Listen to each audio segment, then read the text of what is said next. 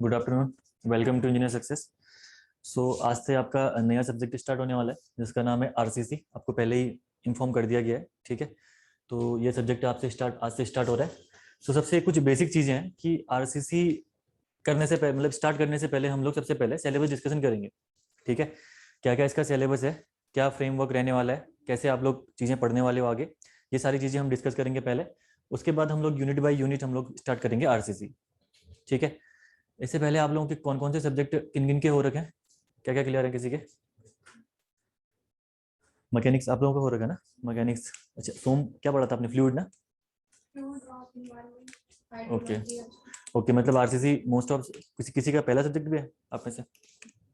RCC first subject new आपका ना? Okay, सो RCC पहला सब्जेक्ट भी है कहीं का। तो देखिए, सबसे पहली बात यह है कि सब्जेक्ट आपका बहुत टफ नहीं है, ठीक है। अगर प्रॉपर तरीके से स्टडी करोगे तो सब्जेक्ट आपका टफ नहीं है, आराम से आप निकाल ले जाओगे सब्जेक्ट। लेकिन बात यह है कि क्लास मिस नहीं करना, ठीक है ना, क्योंकि बेसिक अगर नहीं बनेंगे फिर बीच वाली क्लासेस में आप आओगे तो फर्क आपको कोई फायदा नहीं होगा उसका, ठीक है ना। जो क्लासेस हैं, जैसे सब्जेक्ट हैं आपके आरसीसी, स्टील, सोम, ये सब्जेक्ट क्या होते हैं? कनेक्टेड सब्जेक्ट होते हैं, एक दूसरे के साथ कनेक्टेड रहते हैं ये लोग, ठीक है। मैं हर बार क्लास में डिस्कस करता हूँ जाने से पहले कि कभी भी आप इन सब्जेक्ट की बेसिक आप कभी भी मिस ना करो।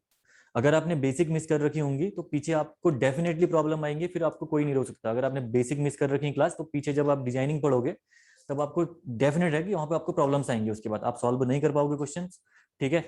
कई चीजें हम लोग बेसिक से डायरेक्टली उठा के, अब हर चीज हम लोग बार बार डिस्कस नहीं कर सकते एक चीज ना, कि जैसे बेसिक में कोई चीज हमने पढ़ा दी तो डिजाइनिंग में अगर आती है तो उसका हम सीधे इंप्लीमेंट करेंगे, क्योंकि ऑलरेडी सब्जेक्ट आपका लंबा सब्जेक्ट है आरसीसी, ठीक है। तो तभी कोशिश करना कि सारे के सारे लेक्चर्स आप लोग प्रॉपरली क्या करो, हैंडल करो, ठीक है। सभी लेक्चर्स में अटेंड रहने की कोशिश करो। खासकर जो बेसिक के लेक्चर्स हैं, मतलब 1-2 वीक जो इनिशियल के हैं, यहाँ पे मिस ना करो क्लास कोई भी। अगर यहाँ पे मिस बाद में, चलो किसी कहीं क्या होता है, किसी की तबीयत खराब होगी, मिस हो गई क्लास, तो उस टाइम पे अगर बेसिक पढ़ा होगा तो चीजें समझ में आ जाती हैं। फिर भी अगर 1 क्लास 2 क्लास मिस कर दी तो किसी के फ्रेंड के नोट से आपने कर लिया तब भी चीजें समझ में आ जाएंगी। लेकिन अगर इनिशियल की क्लास मिस कर दी तो फिर तो पूरी आरसीसी गई, ठीक है ना। तो क्लासेस आपको सारी की सारी क्या करनी है, प्रॉपर तरीके से अटेंड करनी है। साथ में इसका सिलेबस जो है आपका आरसीसी का सिलेबस आप लोग लिख लो, इसी सिलेबस के अकॉर्डिंग हम लोग डिस्कस करेंगे आरसीसी, ठीक है। एसएससी जेई के हिसाब से मैं सिलेबस यहाँ पे बता रहा हूँ, ठीक है। जो एसएससी जेई ने मेंशन कर रखा है वही सिलेबस हम लोग यहाँ पे डिस्कस करेंगे, ठीक है ना। ओके, बाकी अच्छे से पढ़िए आप लोग सभी सब्जेक्ट, ठीक है। और एसएससी जेई इस बार क्वालिफाई करिए। फॉर्म तो नहीं आ रहा है ना एसएससी जेई का? अभी नहीं आया ना। तो प्रीवियस ईयर जो पहले फॉर्म हुआ था उसका एग्जाम हो गया, प्रीलिम्स जो पहले आया था क्या, एग्जाम हो गया होगा उसका ना। तो अब नया इस बार का आएगा, तो इसका एग्जाम वही होगा फरवरी मार्च के अराउंड। तो टाइम है आप लोगों के पास, 6 से 8 महीने का टाइम है। अगर प्रॉपर वे में स्टडी करोगे तो मुझे नहीं लगता कि आप लोग निकाल नहीं पाओगे, ठीक है ना। अगर कोई इनिशियल से भी स्टार्ट कर रहा है सब्जेक्ट, कि मतलब अभी तक कुछ नहीं पढ़ा है उसने, जस्ट आजकल ही पढ़ना स्टार्ट कर रहा है, तब भी 6 महीने की स्टडी काफी होती है, ठीक है ना। आप प्रॉपर वे में नॉन टेक को भी फोकस करिए, टेक्निकल को भी फोकस करिए, आप इजीली निकाल ले जाओगे एसएससी जेई का एग्जाम। बाकी जैसे स्टेट जेई अगर आप देते हो तो स्टेट जेई में तो फिर उसके बाद आपको कुछ चीजें घट जाती हैं। एसएससी जेई में सिलेबस ज्यादा ही है, ऑब्वियस सी बात है। स्टेट जेई में कम ही सिलेबस है। तो ये चीजें आपको ध्यान रखनी है कि प्रॉपर वे में स्टडी करनी है। जैसे सब्जेक्ट चल रहा है तो सब्जेक्ट को जैसे यहाँ पे पढ़ोगे तो यहाँ से जाने के बाद आप घर में उसको रिवाइज करो पर डे। प्रॉपर वे में रिवीजन होना चाहिए पर डे सब्जेक्ट का। भले 1 घंटा देखो, किसी के पास टाइम नहीं होता कि क्वेश्चन एक्स्ट्रा ना सॉल्व कर पाऊं, तो क्वेश्चन सॉल्व न भी करोगे तो चल जाएगा, लेकिन यहाँ से जाने के बाद घर में जरूर 1 घंटा सब्जेक्ट को देखो, जिससे कि चीजें क्लियर रहें, ठीक है ना। दूसरे दिन आने से पहले पीछे का लेग लेके मत आना, मतलब कि जैसे फर्स्ट यूनिट हो गई, सेकंड यूनिट स्टार्ट हो गई, वो हम डिस्कस कर रहे हैं सेकंड यूनिट, और आप लोग पहली यूनिट ही क्लियर नहीं है, तो ऐसे में आपको प्रॉब्लम्स आएंगी उसके बाद, ठीक है। सब्जेक्ट में दिक्कत आती है, फिर सब्जेक्ट समझ में नहीं आएगा, ठीक है ना। तो इससे अच्छा ये है कि आप प्रॉपर वे में घर से क्या करिए, रिवीजन करिए, ठीक है। तो सिलेबस डिस्कस करते हैं। देखिए सिलेबस में आपका सबसे पहले आप इसमें पढ़ने वाले हो इंट्रोडक्शन, ठीक है। आरसीसी का इंट्रोडक्शन आप पढ़ोगे, इंट्रोडक्शन डिस्कस करोगे। देन उसके बाद आप डिस्कस करोगे WSM, ठीक है। आप पढ़ोगे working stress method, second unit है आपकी वर्किंग स्ट्रेस मेथड। इस वर्किंग स्ट्रेस मेथड में आप डिस्कस करोगे बीम के बारे में, डिजाइनिंग, ठीक है। टी बीम की डिजाइनिंग आप यहीं पे डिस्कस करते हो, ठीक है। वर्किंग स्ट्रेस मेथड के अंदर पढ़ोगे। सेम जो बीम और टी बीम है इसी को आप एलएसएम से भी डिस्क्राइब करोगे उसके बाद, ठीक है। इसका डिस्कशन किससे करोगे आप? एलएसएम से भी। थर्ड आपकी जो यूनिट आने वाली है that is limit state method, limit state method, जिसको शॉर्ट फॉर्म में हम लोग बोलते हैं LSM और इसको हम लोग बोलते हैं WSM। ओके, काफी इंपॉर्टेंट है ये। देन उसके बाद लिमिट स्टेट मेथड के बाद आप पढ़ोगे डिजाइन ऑफ शेयर। ठीक है, IS codal provision for beams भी है, वो भी डिस्कस करना है आपको। IS कोडल प्रोविजंस वैसे उसी में आ जाता है लेकिन मैं अलग से लिख दे रहा हूँ इसको, ठीक है, क्योंकि मैं अलग यूनिट में करवाता हूँ इसको। तो IS codal provisions for beams, beams के लिए जो IS कोडल प्रोविजंस हैं वो आप डिस्कस करोगे अलग से। ठीक है, उसके बाद ये होगी 4 यूनिट्स। देन है आपका, उसके बाद आपका 5th यूनिट है शेयर। नेक्स्ट है आपकी शेयर। शेयर के बाद अगली यूनिट आपकी आती है bond, bond and development length, bond and development length. Okay, development length, bond and development length जैसे ही कंप्लीट होगा आपका, उसके बाद आप पढ़ोगे कॉलम या स्लैब। ठीक है, कॉलम ही लिख देता हूं मैं। उसके बाद आप क्या पढ़ोगे, कॉलम। अगली आपकी है 7th, that is column. Okay, next unit आपकी आएगी कॉलम। काफी बड़ा सब्जेक्ट है आपका ये। देन उसके बाद 8th यूनिट जो आपकी है, ये यूनिट आपकी रहेगी स्लैब। कॉलम के बाद आप पढ़ोगे स्लैब। स्लैब पढ़ने के बाद देन उसके बाद आपको डिस्कस करना है फुटिंग के बारे में। आप डिस्कस करोगे फुटिंग के बारे में 9th यूनिट में। तो ऑलमोस्ट जो आरसीसी का कोर पार्ट है वो यहाँ पे खत्म हो जाता है। ठीक है ना, जो कोर आरसीसी है आपकी, जहां से मैक्सिमम क्वेश्चन अराइज होते हैं, वो ये 9 यूनिट्स हैं। ठीक है, लेकिन आरसीसी जेई में इतने में खत्म नहीं होती है। उसके बाद आपको डिस्कस करना है फुटिंग के बाद आपको डिस्कस करना है स्टेयरकेस। स्टेयरकेस, स्टेयरकेस के साथ साथ आपको डिस्कस करना पड़ेगा लिंटेल के बारे में, जो कि मैं यहाँ पे लिखना चाहिए था मैंने, लेकिन चलो लिख देता हूँ मैं, पहले भी करा दूंगा मैं आपको। ठीक है, लिंटेल आप डिस्कस करोगे। लिंटेल के बाद कितनी यूनिट हो गई, 11 यूनिट ना। स्टेयरकेस, लिंटेल, और फाइनल आपका बचा retaining wall. Retaining wall, retaining wall, और रिटेनिंग वॉल के बाद थोड़ा सा हम लोग यहाँ पे प्रीलिम्स में वाटर टैंक के बारे में भी डिस्कस कर लेते हैं। ज्यादा वाटर टैंक नहीं पढ़ाते हैं, ठीक है। वाटर टैंक हम लोग यहाँ पे मेंस में कवर करते हैं, ठीक है। जब मेन प्रीलिम्स निकल जाएगा, तो जब प्रैक्टिस क्वेश्चन सेट लगेंगे आपके, तो उस टाइम पे हम वाटर टैंक प्रॉपर वे में पढ़ाते हैं, ठीक है। तो वाटर टैंक ये आपकी यूनिट रहने वाली है, सारे की सारी आरसीसी में। देखिए 13 यूनिट्स हैं, काफी लंबा सिलेबस है, छोटा मोटा सिलेबस नहीं है इसका, ठीक है। तो लॉन्ग टर्म सब्जेक्ट है आपका, ये चलेगा। इसमें ऑलमोस्ट हमें अप्रोक्सीमेटली 80 आवर्स के अराउंड इसको चाहिए होंगे कंप्लीट करने के लिए सब्जेक्ट को, ठीक है। कुछ छूटा बताओ उसमें, कुछ छूटा एसएससी जेईई के हिसाब से? कुछ नहीं छूटा शायद, अगर छूटा तो बता दो। Introduction, WSM, LSM, IS code, shear, bond and development length, column, slab, footing, staircase, lintel, retaining wall and water tank, इतनी है, ठीक है ना। एसएससी जेईई में जो सिलेबस मेंशन है, इतना ही सिलेबस मेंशन है। ये सारी चीजें आपको डिस्कस करनी है आरसीसी के अंदर। आईएस कोडल प्रोविजन, हाँ, ये एलएसएम के जो कोडल प्रोविजन है ना बीम्स के, वो कोडल प्रोविजन ही मैं अलग यूनिट में डिस्कस करते हैं, क्योंकि ताकि एक ही में ना आ जाए पूरा ना। टीबी में आपका डब्ल्यूएसएम और एलएसएम के अंदर अलग अलग सेपरेट पढ़ोगे, उसके अंदर आएगा, ठीक है। उसके लिए मैं अलग नहीं लिखा, अदरवाइज 2 यूनिट यहाँ पे आपकी और ऐड हो जाएंगी 15 यूनिट उसके बाद तो काफी बड़ा हो जाएगा। तो डब्ल्यूएसएम के अंदर ही हम लोग टीबीएम भी डिस्कस करते हैं, और एलएसएम के अंदर भी हम लोग टीबीएम डिस्कस करते हैं अलग से, ठीक है। वैसे वो सेपरेट यूनिट है, सही कह रहे हो, सेपरेट यूनिट है, अगर उसको अलग भी रखें चलेगा उसके। तो ऑलमोस्ट आपकी 15 यूनिट्स हैं इसमें जो आपको डिस्कस करनी है इसके अंदर, ठीक है। जहां तक हम बात करेंगे पहले यूनिट की, तो पहला आपका इंट्रोडक्शन है यहाँ पे, ठीक है। इंट्रोडक्शन है, इंट्रोडक्शन में मोस्टली आपका डेटा बेस्ड है, आपको बहुत सा डेटा याद रखना पड़ेगा। कोडल प्रोविजंस हैं जो आपको याद रखने हैं, जो आपके आगे आने वाले काम में, मतलब आगे आने वाले यूनिट्स में काम आएंगी। तो इंट्रोडक्शन वाले यूनिट में आपको मैक्सिमम आपका क्या करना है, डेटाबेस आपको याद रखना है, ठीक है। तो यहाँ पे आप बहुत चीजें एकदम बहुत डिस्कशन नहीं करोगे थ्योरी डिटेल में, यहाँ पे डेटाबेस आपको जस्ट याद रखना है। कुछ थ्योरी भी है जो डिस्कस करेंगे हम लोग। मेन आरसीसी स्टार्ट होगी आपकी यहाँ से, डब्ल्यूएसएम से, जहां से आप इन इंट्रोडक्शन को अप्लाई करना स्टार्ट करोगे, ठीक है ना। तो डब्ल्यूएसएम से आपकी एलएसएम से, देन उसके बाद आपकी मेन आरसीसी स्टार्ट होगी, ठीक है। तो ये यूनिट हम लोग इंट्रोडक्शन ऑलमोस्ट आपका लगभग 6-8 आवर्स का ये जाएगा इंट्रोडक्शन। देन उसके बाद हम लोग डब्ल्यूएसएम स्टार्ट कर देंगे प्रॉपर वे में, आरसीसी हम लोग यहाँ से स्टार्ट कर देंगे। क्लियर है, ठीक है। साथ में अगर वेटेज की अगर हम बात करें एसएससी जेईई में, ठीक है, वेटेज अगर हम बात करें इसका एसएससी जेईई या स्टेट एग्जाम में, एसएससी जेई की बात करते हैं पहले, ठीक है। अगर इस सब्जेक्ट के वेटेज की हम बात करें तो अच्छा खासा वेटेज ये उठाता है यहाँ पे, ठीक है। 10 to 12 मार्क्स का वेटेज नॉर्मली रहता है सब्जेक्ट में, ठीक है।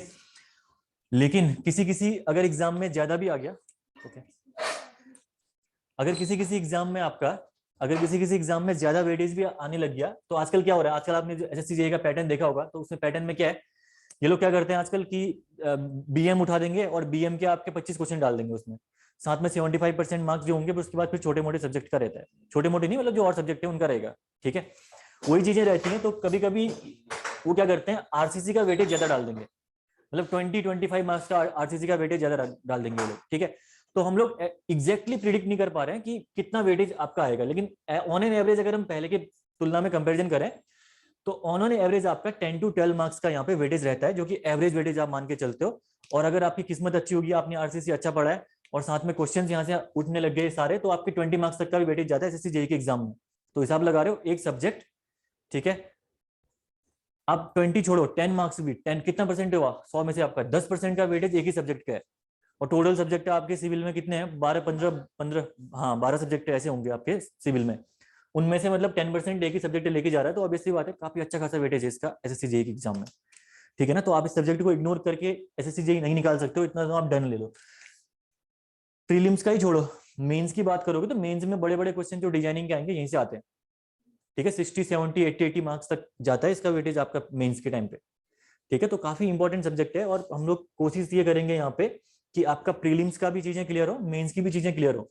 बस ये वाटर टैंक वाला जो यूनिट है, ये हम प्रीलिम्स के हिसाब से डिस्कस करते हैं यहाँ पे, क्योंकि ये काफी लंबी यूनिट हो जाती है अगर मेंस के हिसाब से डिस्कस करेंगे, तो बाद में इसको हम लोग डिस्कस करेंगे। जैसे आपका प्रीलिम्स किसी का निकल गया, तो स्पेशली वाटर टैंक हम लोग आपको बाद में इसके क्वेश्चन आपको करवा देंगे, ठीक है। इसके अलावा ये सारी यूनिट्स हैं, ये हम लोग सारे के सारे कन्वेंशनल अप्रोच और ऑब्जेक्टिव अप्रोच, दोनों अप्रोच के साथ डिस्कस करते हैं, ठीक है ना। तो इसको सिलेबस आप लोग राइट डाउन कर लीजिए एक बार, उसके बाद हम लोग आगे बढ़ते हैं अपने सब्जेक्ट की ओर। किसी को कोई क्वेरी है तो पूछ सकता है किसी भी रिगार्डिंग के।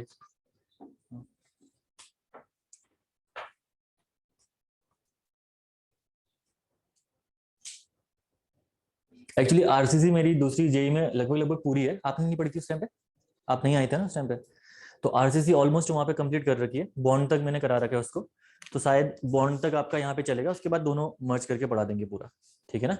वहां पे भी चलने वाली 20-30 आवर्स के, वहां पे भी, यहाँ पे तक पढ़ा रखा है मैंने वहाँ पे, सीयर बॉन्ड, ये बॉन्ड कंप्लीट होने वाला है, इतना बचा हुआ है उनको वहाँ पे, ये वाला पोर्सन।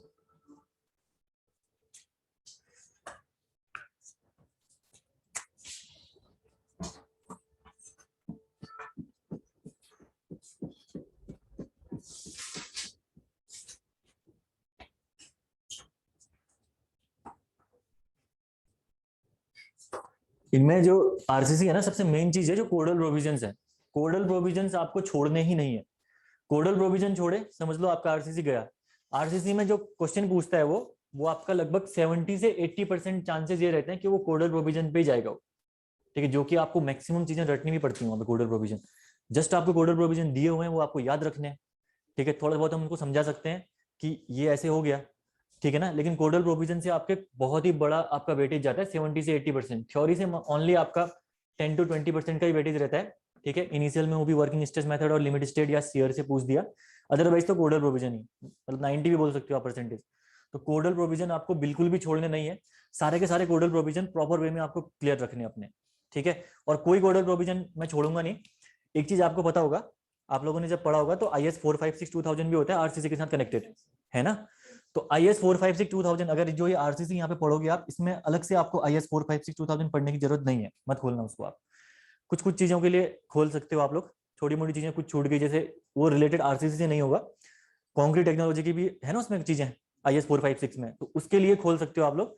आरसीसी के पर्सपेक्ट में लगभग सारे कोडल प्रोविजन यहीं पे करा दूंगा इसी के साथ, ठीक है। तो अलग से कोडल प्रोविजन आपको खोलने की जरूरत नहीं है, बस कंक्रीट के हिसाब से खोलना। अब ये मत बोलना कि खोलना ही मत, कंक्रीट के हिसाब से एक बार देख लेना, क्योंकि कंक्रीट की चीजें उसमें है जो कि हम लोग यहाँ पे डिस्कस नहीं करेंगे, कंक्रीट टेक्नोलॉजी में पढ़ोगे वो चीज आप, ठीक है ना। तो वो चीजें आपको थोड़ी सी देखनी है, बाकी तो सब चीजें मैंने सारी कोडल प्रोविजन यहाँ पे ऐड कर रखे हैं, ठीक है। तो करें सब्जेक्ट स्टार्ट हम लोग अपना। देखिए मैं इसको हटा रहा हूँ, ठीक है।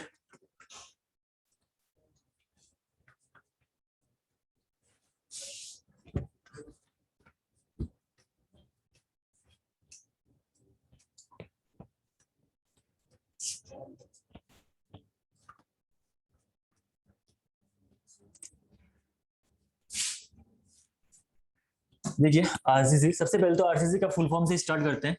ठीक है, आरसीसी का फुल फॉर्म होता है आपका reinforced, yes, reinforced cement concrete. Cement concrete इसका फुल फॉर्म होता है आरसीसी का।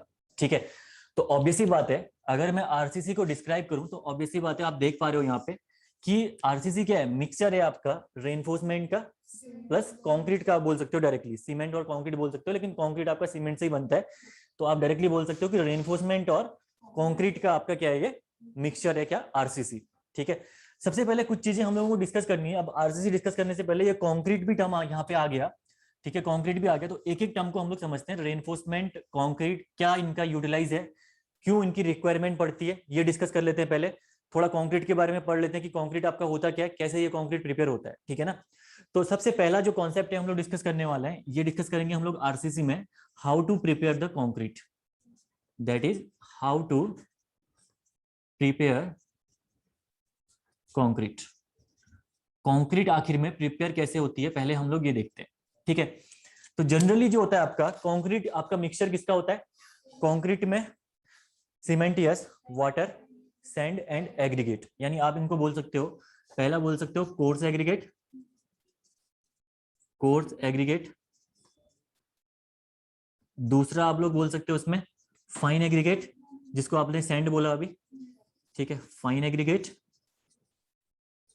फाइन एग्रीगेट के बाद थर्ड आपका ये मिक्सचर होता है सीमेंट का, एंड फोर्थ आपका मिक्सचर होता है ये वाटर का। ठीक है, ये चारों चीजें जब मिलेंगी आपस में तो ये फॉर्म करती है किसका, कंक्रीट का, कंक्रीट का फॉर्मेशन करती है। ओके, अब देखो मैंने क्या लिखा हुआ है, how to prepare the concrete को हम प्रिपेयर कैसे करेंगे। ऑब्वियसली बात है, ये चार इंग्रेडिएंट है, ये मिक्सअप होकर आपके कंक्रीट बनती है। लेकिन एक चीज आपको ध्यान क्या रखनी है कि जो ये इंग्रेडिएंट है, इन इंग्रेडिएंट्स का आप लोग को मिक्सचर कैसे करना है, इसमें किस किस आप लोग ऑर्डर में इनका मिक्सचर करोगे। ठीक है, तो जो ऑर्डर मैंने यहाँ पे लिखा हुआ है, इसी ऑर्डर पे हम लोग कंक्रीट में जो इंग्रेडिएंट है इनका हम लोग यूज करते हैं। यानी सबसे पहले आप क्या यूज करोगे, कोर्स एग्रीगेट। सेकेंड नंबर में आप क्या यूज करोगे, फाइन एग्रीगेट। देन उसके बाद आप यूज करोगे उसमें सीमेंट, और फाइनली हम लोग उसमें यूज करेंगे वाटर का। ठीक है, ऐसा कर क्यों रहे हैं, ऐसा करने का रीजन क्या है, देखिए। ठीक है, मिक्सचर हमें सबसे पहले कोर्स, फिर फाइन, फिर सीमेंट, फिर वाटर। मेन चीज क्या है ना, अगर आप कहीं पे कोर्स एग्रीगेट कहीं पे डंप करते हो, तो कोर्स एग्रीगेट मतलब एग्रीगेट का साइज, यानी बड़े बड़े पत्थर होंगे। ठीक है ना, तो कोर्स एग्रीगेट में जो साइज होगा आपका काफी बड़ा होगा, तो जब आपने उसको डंप किया तो जो वॉइड स्पेस होगा पार्टिकल्स के बीच में वो ज्यादा होगा, होगा नहीं होगा जब डंप करोगे कोर्स एग्रीगेट को। तो वॉइड स्पेस अगर ज्यादा है तो ऑब्वियसली बात है, हमारा काम क्या है, इस वॉइड स्पेस को रिड्यूस करना है। कैसे भी करो आप इस वॉइड स्पेस को रिड्यूस करो, क्योंकि जैसे आपने एग्रीगेट डंप कर रखा है, वहां पे वॉइड्स ज्यादा है, इसका मतलब है कि कनेक्टिविटी नहीं है पार्टिकल्स के बीच में। अगर पार्टिकल्स के बीच में कनेक्टिविटी नहीं है तो स्ट्रेंथ क्या होगी, बहुत ही कम होगी पार्टिकल की। ठीक है, आपको तो चाहिए स्ट्रेंथ ना, कंक्रीट में प्रॉपर स्ट्रेंथ चाहिए। कंक्रीट में प्रॉपर स्ट्रेंथ करने के लिए आपको क्या करना है, जो वॉइड्स हैं उन वॉइड्स को क्या करना है, रिड्यूस करना है। ठीक है, वॉइड्स रिड्यूस करना है। तो देखिए सबसे ज्यादा वॉइड्स होंगे कोर्स एग्रीगेट में। कोर्स एग्रीगेट के वॉइड आपने फिल किससे किए, फाइन एग्रीगेट के। ठीक है, जैसे आपने फाइन एग्रीगेट मिक्स किया कोर्स एग्रीगेट के साथ, तो कुछ अमाउंट ऑफ वॉइड क्या हो गए, अब कम हो गए। देन उसके बाद लेकिन कुछ ना कुछ वॉइड्स अभी भी बचे होंगे, उन वॉइड्स को फिल करने के लिए आपने क्या यूज किया, बाइंडिंग मटेरियल, जिसका नाम है सीमेंट। तो सीमेंट अब क्या कर देगा, सारे के सारे जो वॉइड्स हैं उन वॉइड्स को क्या कर देगा, मिनिमाइज कर देगा।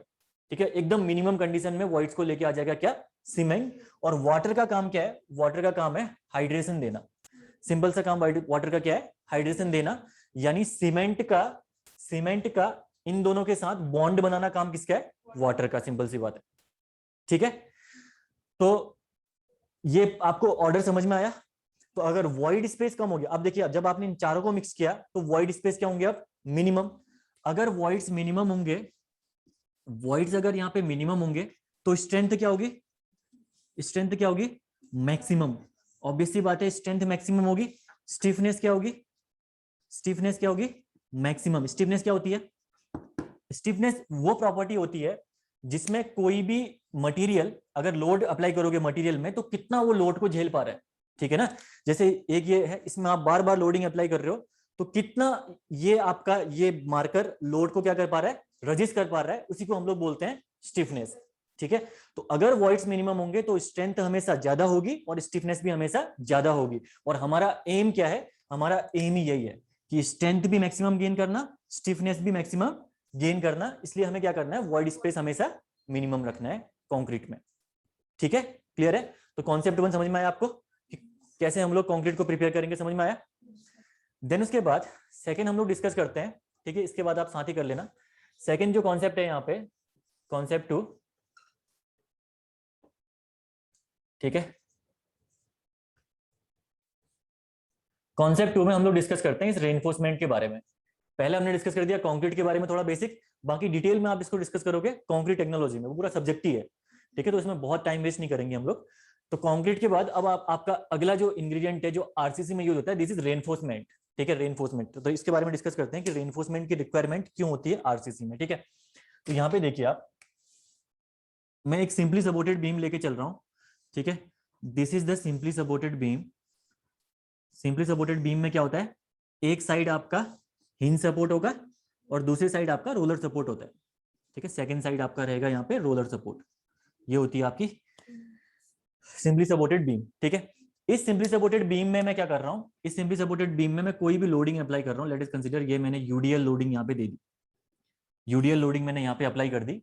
अब देखिए होगा क्या, इस यूडीएल लोड की वजह से ये जो सिंपली सपोर्टेड बीम है इसमें कैसे बेंडिंग आएगी, ऑब्वियस सी बात है, जहां पे लोड लग रहा ये इसको नीचे प्रेस करेगा तो ऊपर वाला पोर्शन प्रेस होगा, बॉटम वाला क्या करेगा, इसके अगेंस्ट रेजिस्टेंस प्रोवाइड करेगा तो थोड़ा सा एक्सपेंड हो जाएगा बॉटम वाला, ठीक है।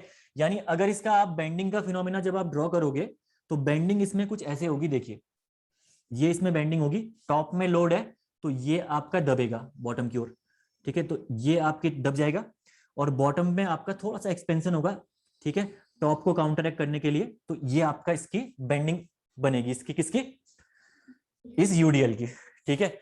एक होती है आपकी न्यूट्रल एक्सिस, ठीक है, neutral axis late us consider आपकी यहां पे एक्ट कर रही है। न्यूट्रल एक्सिस क्या होती है, न्यूट्रल एक्सिस वो एक्सिस होती है जो आपका कंप्रेशन और टेंशन को डिफरेंशिएट करती है, ठीक है, यानी वो बताएगी आपको कि न्यूट्रल एक्सिस से नीचे कंप्रेशन है या न्यूट्रल एक्सिस से नीचे क्या है, टेंशन है, या न्यूट्रल एक्सिस से ऊपर कंप्रेशन है या न्यूट्रल एक्सिस से ऊपर टेंशन है। यानी सिंपल सी बात है, कहीं पे भी अगर आपको कंप्रेशन और टेंशन को डिफरेंशिएट करना है तो हम लोग एक एक्सिस ड्रॉ करते हैं जिसको बोलते हैं न्यूट्रल एक्सिस, ठीक है। तो न्यूट्रल एक्सिस यहाँ पे ये है, late us consider neutral axis यहाँ पे लाई कर रही है, अभी कितनी आ रही क्या आ रही कोई दिक्कत नहीं, ठीक है। तो यहाँ पे अगर आप देख पा रहे होंगे तो टॉप वाले में क्या हो रखा है, टॉप वाले में प्रेसिंग दब रखा है, ये दब रखा है और आपको दिख रहा होगा स्ट्रेसेस कैसे लगे होंगे इसको दबाने के लिए, ये स्ट्रेसेस लगे होंगे नहीं लगे होंगे, ये देखिए ये स्ट्रेसेस इसको दबाने के लिए लगे होंगे तभी ये चीज दबी होगी यहाँ पे, ठीक है। तो इसका मतलब क्या है, जो टॉप में जो स्ट्रेसेस जनरेट हो रहे हैं वो कौन से हो रहे हैं, कॉम्प्रेसिव, ऑब्वियस सी बात है, ठीक है ना, कॉम्प्रेसिव। देखिए दो स्ट्रेसेस होते हैं, अगर किसी को नहीं पता तो एक तो होता है आपका टेंसाइल, एक होता है कॉम्प्रेसिव। कॉम्प्रेसिव स्ट्रेस होता है हमेशा आपका जो इसको प्रेस करेगा, ठीक है, ये जो एलिमेंट है इस एलिमेंट में अगर कोई आप प्रेसिंग फोर्स लगाओगे तो वो कहलाएगा आपका कॉम्प्रेसिव फोर्स, ठीक है। सेकेंड, अगर आपका टेंसाइल फोर्स की अगर हम बात करें तो ये आपका क्या करेगा, आउटवर्ड डायरेक्शन में लगता है, ये आपका इसको इलोंगेट करेगा, ठीक है। अगर इलोंगेटिंग फोर्स अगर आप कहीं पे लगाओगे तो उसको हम लोग बोलते हैं टेंसाइल फोर्स। तो यहाँ पे अगर आप देख पा रहे होंगे तो यहाँ पे आपका क्या है, कॉम्प्रेसिव फोर्स है, पुश कर रहा है इसको, ठीक है ना। बॉटम पे देखिए, बॉटम पे आपका जो फोर्स लग रहा है ये आपका आउटवर्ड डायरेक्शन में लग रहा है, तभी इसमें स्ट्रेचिंग आई होगी, है ना। आउटवर्ड डायरेक्शन के बिना स्ट्रेचिंग थोड़ी ना आएगी इसमें, तो ये आपका आउटवर्ड डायरेक्शन में स्ट्रेचिंग आई, तो यहाँ पे आपका कौन सा फोर्स अप्लाई हो रहा है, टेंसाइल फोर्स, ठीक है। और ये न्यूट्रल एक्सिस क्या बता रही है आपको, ये न्यूट्रल एक्सिस बता रही कि इस पॉइंट के ऊपर आपका पूरा का पूरा क्या है, कॉम्प्रेशन है, और इस पॉइंट के नीचे पूरा पूरा क्या है, टेंशन है, सिंपल सी बात है, ठीक है। अब होता क्या है, देखिए फिनोमेना, यहाँ पे रिइंफोर्समेंट का फिनोमेना में हम लोग आते हैं वापस। यहाँ पे होता क्या है, आपको पता है कंक्रीट बेस्ट किस में होती है, कॉम्प्रेसिव स्ट्रेंथ में। कंक्रीट आपका आप यूज ही इसलिए करते हो कि कॉम्प्रेसिव स्ट्रेंथ आपको मिले, यानी कंक्रीट आप किस लिए यूज कर रहे हो, कॉम्प्रेसिव स्ट्रेंथ में, उसका कोई तोड़ नहीं है, ठीक है। तो जितने भी कॉम्प्रेसिव स्ट्रेस डेवलप होते हैं वो सारे के सारे कौन रेजिस्ट कर लेता है, कंक्रीट। कंक्रीट क्या कर लेगी, कॉम्प्रेसिव स्ट्रेस को रेजिस्ट कर लेगी, लेकिन यहाँ पे टेंशन भी तो डेवलप हो रहा है इस बीम में, इस बीम में टेंशन डेवलप होगा, टेंशन की वजह से अब यहाँ पे कोई ऐसा मटेरियल नहीं है, कंक्रीट आपकी वीक होती है टेंशन में, ठीक है ना, कंक्रीट वीकेस्ट होती है आपकी टेंशन में, तो यहाँ पे कोई भी ऐसा मटेरियल नहीं है कि जो आपका टेंशन को रेजिस्ट कर पाए, तो होगा क्या, ऐसे यहाँ पे क्रैकिंग अकर कर जाएगी बॉटम पे। टॉप का तो ठीक है रीजन, टॉप का रीजन जहां तक कॉम्प्रेशन है वहां तक तो कोई प्रॉब्लम नहीं है, क्योंकि कंक्रीट कॉम्प्रेसिव स्ट्रेस को रेजिस्ट कर लेगी, लेकिन क्योंकि कंक्रीट आपकी वीक होती है टेंशन में, इसी वजह से बॉटम पे आपके क्या हो जाएंगे, क्रैक अकर कर जाएंगे। ठीक है, तो हमें क्या करना पड़ेगा, अब इन क्रैक को प्रिवेंट करने के लिए कुछ ना कुछ मटेरियल यहाँ पे प्रोवाइड करना पड़ेगा। इसीलिए हम लोग एक ऐसा मटेरियल प्रोवाइड करते हैं जिसकी डक्टिलिटी हाई होती है। ठीक है, ऐसा मटेरियल प्रोवाइड करते हैं जिसकी डक्टिलिटी हाई होती है। ठीक है, डक्टिलिटी हाई होती है। अब डक्टिलिटी क्या होती है, डक्टिलिटी क्या होती है, देखिए कोई भी एलिमेंट है, ये आपका लेट अस कंसीडर, मैंने एक स्टील का एलिमेंट कंसीडर कर दिया। जब आप इसमें टेंसाइल फोर्स अप्लाई करोगे तो इस टेंशन के साथ ऑब्वियस सी बात है इसमें क्या आएगा, इलोंगेशन अकर करेगा। लेट अस कंसीडर ये इलोंगेट करके आपका यहां पहुंच गया और ये भी इलोंगेट करके आपका यहां पहुंच गया। तो जिस प्रॉपर्टी की वजह से ये इलोंगेशन आया उसको हम लोग बोलते हैं डक्टिलिटी। ठीक है, तो अंडर द टेंशन, ध्यान से सुनना, under the tension plastic deformation is called the ductility. Plastic deformation क्या होता है, ऐसा डिफॉर्मेशन जो एक बार अगर हो गया तो हो गया समझ लो। ठीक है, उसके बाद वो अपनी ओरिजिनल पोजीशन में नहीं आएगा कोई भी मटेरियल। एक होता है इलास्टिक डिफॉर्मेशन, एक होता है प्लास्टिक डिफॉर्मेशन। इलास्टिक डिफॉर्मेशन क्या होता है, अगर यही डिफॉर्मेशन इलास्टिक होता तो जैसे ये टेंशन आप अप्लाई करते, मतलब हटाते यहां से टेंशन को, तो ओरिजिनल पोजीशन रिगेन हो जाती, यानी जो ये मेंबर है इसकी मेंबर की डायमेंशन में कोई भी चेंजेस नहीं आते लोड हटाने के बाद। अगर प्लास्टिक डिफॉर्मेशन की मैं बात करूं तो प्लास्टिक डिफॉर्मेशन में क्या होगा, अगर आपने लोड अप्लाई कर दिया तो परमानेंट डिफॉर्मेशन अकर करेगा। ठीक है, तो under the tension permanent deformation is called the ductility. समझ में आया डक्टिलिटी। तो एक चीज आपको दिख रही होगी कि जिसकी डक्टिलिटी हाई है उसकी टेंसाइल स्ट्रेंथ हाई होगी, होगी नहीं होगी। अगर टेंसाइल स्ट्रेंथ कम होती तो ये ब्रेक नहीं कर जाता बीच में से, करता नहीं करता ब्रेक। तो दिखने में ये आ रहा है कि जिसकी डक्टिलिटी हाई है उसकी क्या है, टेंसाइल स्ट्रेंथ भी हाई है। तो आपको ऐसा मटेरियल यूज करना है जिसकी डक्टिलिटी हाई होगी, बिकॉज डक्टिलिटी अगर हाई होगी तो ऑब्वियस सी बात है टेंसाइल स्ट्रेंथ भी हाई होगी। तो ऐसा मटेरियल आपका होता है स्टील। ठीक है, इसीलिए हम लोग क्या करते हैं, बॉटम पे स्टील का यूज कर देते हैं, यहां पे हम लोग रेनफोर्समेंट का यूज कर देते हैं इसी वजह से। Here you use the reinforcement, और इस रेनफोर्समेंट में यही प्रॉपर्टी होती है कि ये टेंशन को बहुत अच्छे से क्या कर देता है, रेजिस्ट कर देता है। तो अब आपका जो ये क्रैक यहाँ पे बॉटम पे डेवलप हुए थे, ये क्रैक भी आपके डेवलप नहीं होंगे। ठीक है, तो रेनफोर्समेंट का यूज समझ में आया, क्यों रेनफोर्समेंट हम लोग यूज करते हैं। अब क्वेश्चन यहाँ पे अराइज होता है कि क्यों हमने यहाँ पे रेनफोर्समेंट में स्टील का ही यूज किया। मैंने बोला स्टील ना, स्टील का ही यूज क्यों किया हमने। डक्टिलिटी आपकी स्टील की ही हाई थोड़ी ना होती है, और भी मटेरियल जिनकी डक्टिलिटी हाई होती है, जैसे क्या क्या हो गया, एल्यूमिनियम हो गया, गोल्ड हो गया, है ना। ये भी तो गोल्ड तो आप जितना खींचो उतना खींच जाता है, तो टेंसाइल स्ट्रेंथ तो बहुत ही हाई होती है आपकी किसकी, गोल्ड की। फिर हम लोग गोल्ड का यूज क्यों नहीं कर रहे हैं यहाँ पे, या हम लोग एल्यूमिनियम, एक्सपेंसिव, ऑब्वियस सी बात है, एक तो एक्सपेंसिव वाला फिनोमिना है। सेकंड जो फिनोमिना यहाँ पे अकर करता है, जो मोस्ट इंपॉर्टेंट है टेक्निकल वे में अगर हम डिस्कस करें इसको, तो एक क्या, व्हाट, हाँ yes, coefficient of thermal expansion. ठीक है, एक पैरामीटर होता है आपका अल्फा, ठीक है, जो होता है आपका coefficient of thermal expansion, coefficient of thermal expansion. Thermal expansion यानी ये होता क्या है, पहली बात तो समझते हैं इसको। अल्फा होता है आपका, जैसे आपने क्या करा, अभी टेम्परेचर 27 डिग्री है, बाई चांस 27 डिग्री टेम्परेचर है, आपने 28 कर दिया, तो 28 डिग्री टेम्परेचर करने में कितना एक्सपेंशन आपके स्टील में अकर किया या जो भी मटेरियल है उसमें अकर किया, उसको बोलते हैं कोफिशिएंट ऑफ थर्मल एक्सपेंशन।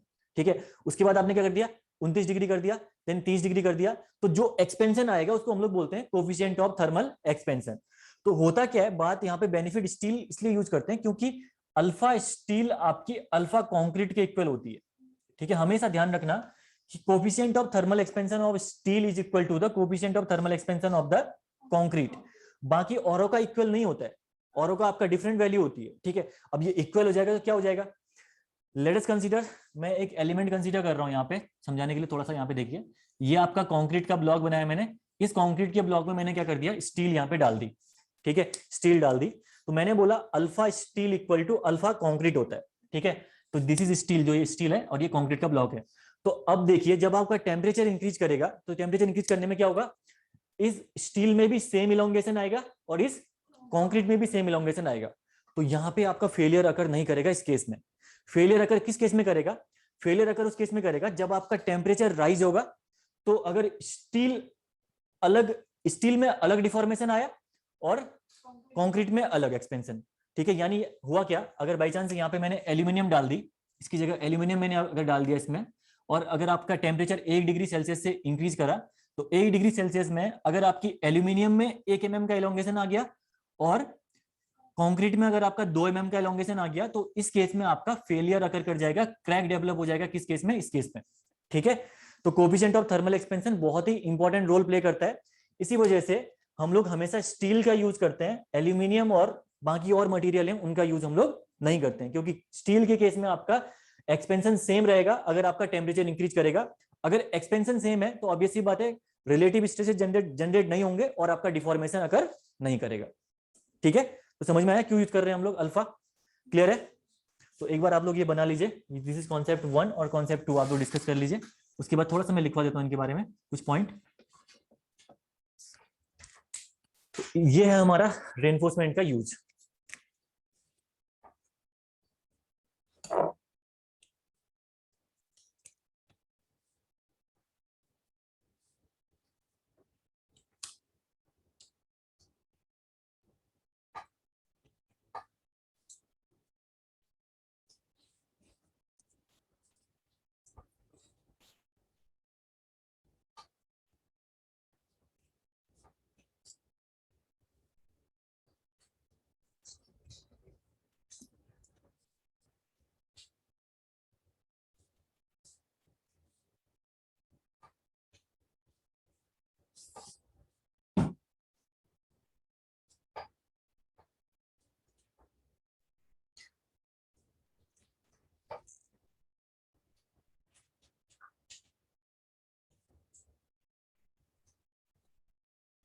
अब यहाँ पे अगर ये फेलियर आपको थोड़ा सा अगर ये समझ में नहीं आया फेलियर वाला, तो देखो अगर और इजी वे में समझाऊं मैं आपको ना, जैसे 1 mm है और 2 mm है ना, 1 mm तक आपकी स्टील भी एलोंगेट कर, सॉरी एल्यूमिनियम भी एलोंगेट करी, कंक्रीट भी एलोंगेट करी, तब तक तो कोई डिफॉर्मेशन नहीं आएगा। डिफॉर्मेशन किस वजह से आएगा? जो ये 1 mm यहाँ पे एक्स्ट्रा एलोंगेशन हो रहा है कंक्रीट में। अब क्या हो रहा है, एल्यूमिनियम आपकी नहीं कर रही, एल्यूमिनियम इलोंगेट नहीं कर रही, सिर्फ और सिर्फ क्या कर रही, कंक्रीट इलोंगेट कर रही है।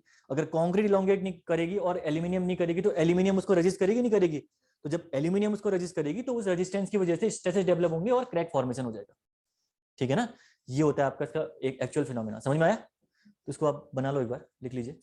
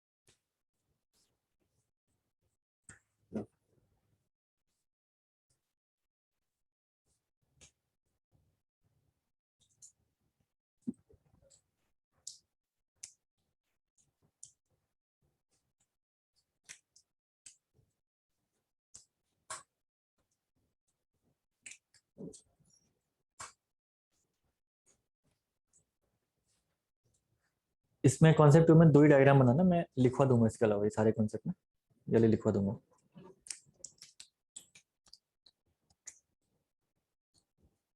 पहली बात इसमें तो कंक्रीट का प्रिपरेशन में लिखने की जरूरत नहीं ना, कंक्रीट के प्रिपरेशन में समझ ही गए होंगे ये चीज। इसमें लिखा दूंगा कॉन्सेप्ट 2 में, ठीक है ना, ये चीजें लिखवा देता हूँ आपको। बाकी पहला वाला तो वहाँ पे लिखा ही है, wide minimum, strength maximum, stiffness maximum, obvious सी बात है। हो गया? तो लिखिए इसके नीचे भी कॉन्सेप्ट 2 के नीचे, बॉटम पे लिखना above न्यूट्रल एक्सिस, पॉइंट 1 लिखना है इसमें पहला। above neutral axis, above neutral axis concrete resist, above neutral axis concrete resist the applied stresses, concrete resist the applied stresses, full stop, full stop। अब यहाँ पे दिख ही रहा होगा above neutral axis क्या है, compression है, इसीलिए कंक्रीट आपका क्या रेजिस्ट कर रही है, अप्लाइड स्ट्रेसेस को। ठीक है ना, तो जिस कंप्रेशन से जो भी स्ट्रेसेस रेजिस्ट कर, जो भी स्ट्रेसेस आपके जनरेट होंगे उसको रेजिस्ट कौन करेगा, कंक्रीट above neutral axis। ठीक है, फुल स्टॉप करके लिखिए इसके आगे। But cracks may develop, but cracks may develop, cracks may develop in the bottom of the beam, but cracks may develop in the bottom of the beam. अगले line से लिखिए, so we have to provide a material, so we have to provide a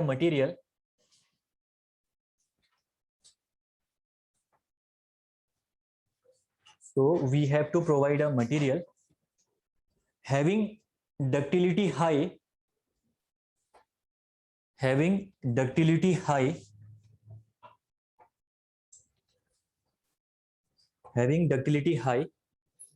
because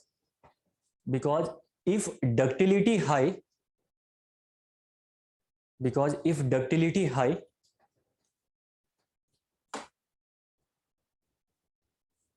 then tensile strength of the material is high. If ductility high, then the tensile strength of material is high.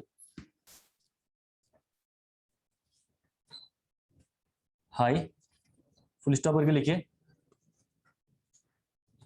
That's why we used steel.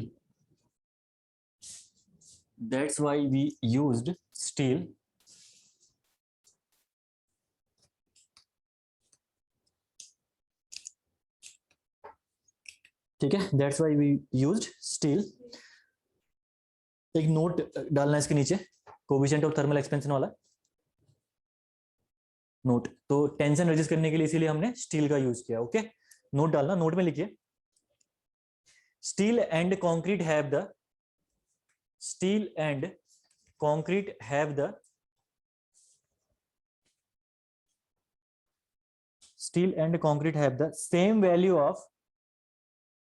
same value of coefficient of thermal expansion.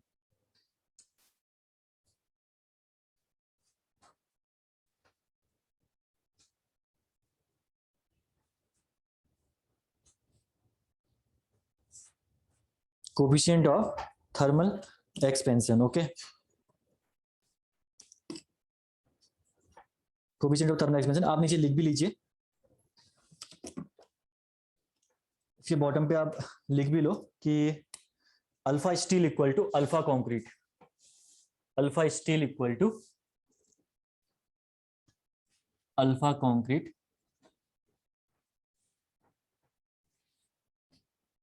Alpha steel equal to alpha concrete.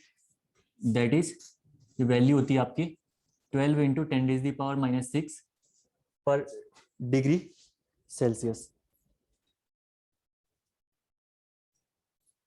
12 into 10⁻⁻⁶ पर degree Celsius, यानी 1 degree Celsius में इतना changes आएगा. ठीक है, जो भी expansion होगा 1 डिग्री सेल्सियस में इतना एक्सपेंशन आएगा स्टील में, और इतना एक्सपेंशन किसमें आएगा, कंक्रीट में. ठीक है ना, इसीलिए हम लोग इसका यूज करते हैं स्टील का. क्लियर है, ये हो गया आपका कॉन्सेप्ट स्टील का. देन उसके बाद कंक्रीट के टाइप्स लिखिए. अब टाइप्स ऑफ कंक्रीट,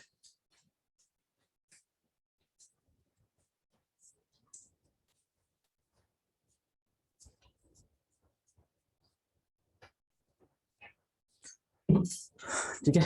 कंक्रीट के टाइप में सबसे पहला टाइप होता है आपका पीसीसी, जिसको हम लोग बोलते हैं प्लेन सीमेंट कंक्रीट. पता ही होगा आपको ये. ठीक है, प्लेन सीमेंट कंक्रीट. और दूसरा होता है आपका टाइप इसका आरसीसी, जिसको हम लोग बोलते हैं रेनफोर्स्ड सीमेंट कंक्रीट, जिसके बारे में हम डिस्कस करने वाले हैं. प्लेन सीमेंट कंक्रीट के बारे में आप डिस्कस करते हो कहाँ पे, कंक्रीट टेक्नोलॉजी में. ठीक है ना, कंक्रीट टेक्नोलॉजी में आप लोग जो डिस्कस करोगे वो पीसीसी के बारे में ही मेन डिस्कस करोगे. यहाँ हमारा पॉइंट ऑफ डिस्कशन है आपका आरसीसी. ठीक है, लेकिन थोड़ा सा हम लोग डिस्कस करते हैं पीसीसी के बारे में. तो प्लेन सीमेंट कंक्रीट आपका कैसे बनाना है, जैसे आपको मैंने बोल दिया प्लेन सीमेंट कंक्रीट का क्यूब बनाइए, तो कैसे बनाओगे आप, सिंपल सी बात है, आपको कुछ नहीं करना, फॉर्मवर्क लेना है. ठीक है, ये फॉर्मवर्क होगा. कोई भी चीज आपका क्यूब बनाओगे तो ऑब्वियस सी बात है फॉर्मवर्क में बनाओगे ना. ये फॉर्मवर्क लिया आपने, इस फॉर्मवर्क में आपको क्या करना है, कुछ भी प्लेस नहीं करना, डायरेक्टली कंक्रीट प्लेस कर देनी है. यहाँ पे आपको प्लेस कर देनी है कंक्रीट. ठीक है, ये आपका है फॉर्मवर्क, और यहाँ पे आपको प्लेस कर देनी है सीधे सीधे कंक्रीट. और कुछ टाइम बाद ये आपका ब्लॉक निकल के आ जाएगा प्लेन सीमेंट कंक्रीट का. आपने कुछ भी यूज नहीं किया सीमेंट और कंक्रीट के अलावा. मतलब इंग्रेडिएंट्स आपने कौन कौन से यूज करे, सिर्फ और सिर्फ coarse aggregate, fine aggregate, cement और वाटर. ठीक है, चार ही कंपोनेंट का यूज करके आपने एक क्यूब फॉर्मेशन कर दिया, उसको हम लोग बोलते हैं प्लेन सीमेंट कंक्रीट. अब देखिए इसकी स्ट्रेंथ थोड़ी सी कम होती है, ठीक है।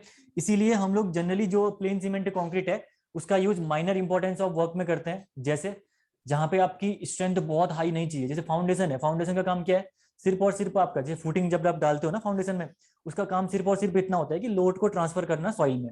तो वहां पे बहुत हाई स्ट्रेंथ की रिक्वायरमेंट नहीं होती है बहुत सी जगह, जहां पे अब सॉइल ही एकदम वीक है फिर तो अलग बात है, नॉर्मल कंडीशंस में हाई स्ट्रेंथ की रिक्वायरमेंट नहीं होती है।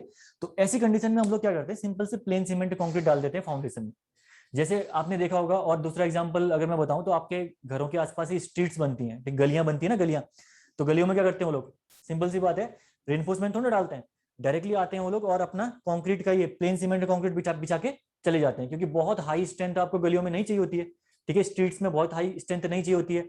अगर इसका बेस्ट एग्जांपल मैं बात करूं तो यमुना एक्सप्रेसवे, जो आजकल आपने नाम में सुना होगा ना, यमुना एक्सप्रेसवे, यमुना एक्सप्रेसवे आपका पीसीसी का ही बना हुआ है, प्लेन सीमेंट कंक्रीट।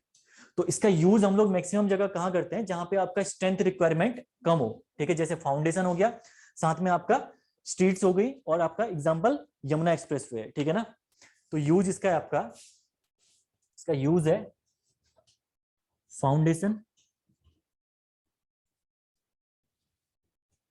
फाउंडेशन में इसका यूज करते हैं हम लोग, ठीक है। फाउंडेशन, फाउंडेशन में भी एक टाइप की फाउंडेशन आती है जिसको हम लोग बोलते हैं राफ्ट फाउंडेशन, वहां पे यूज नहीं करते हैं।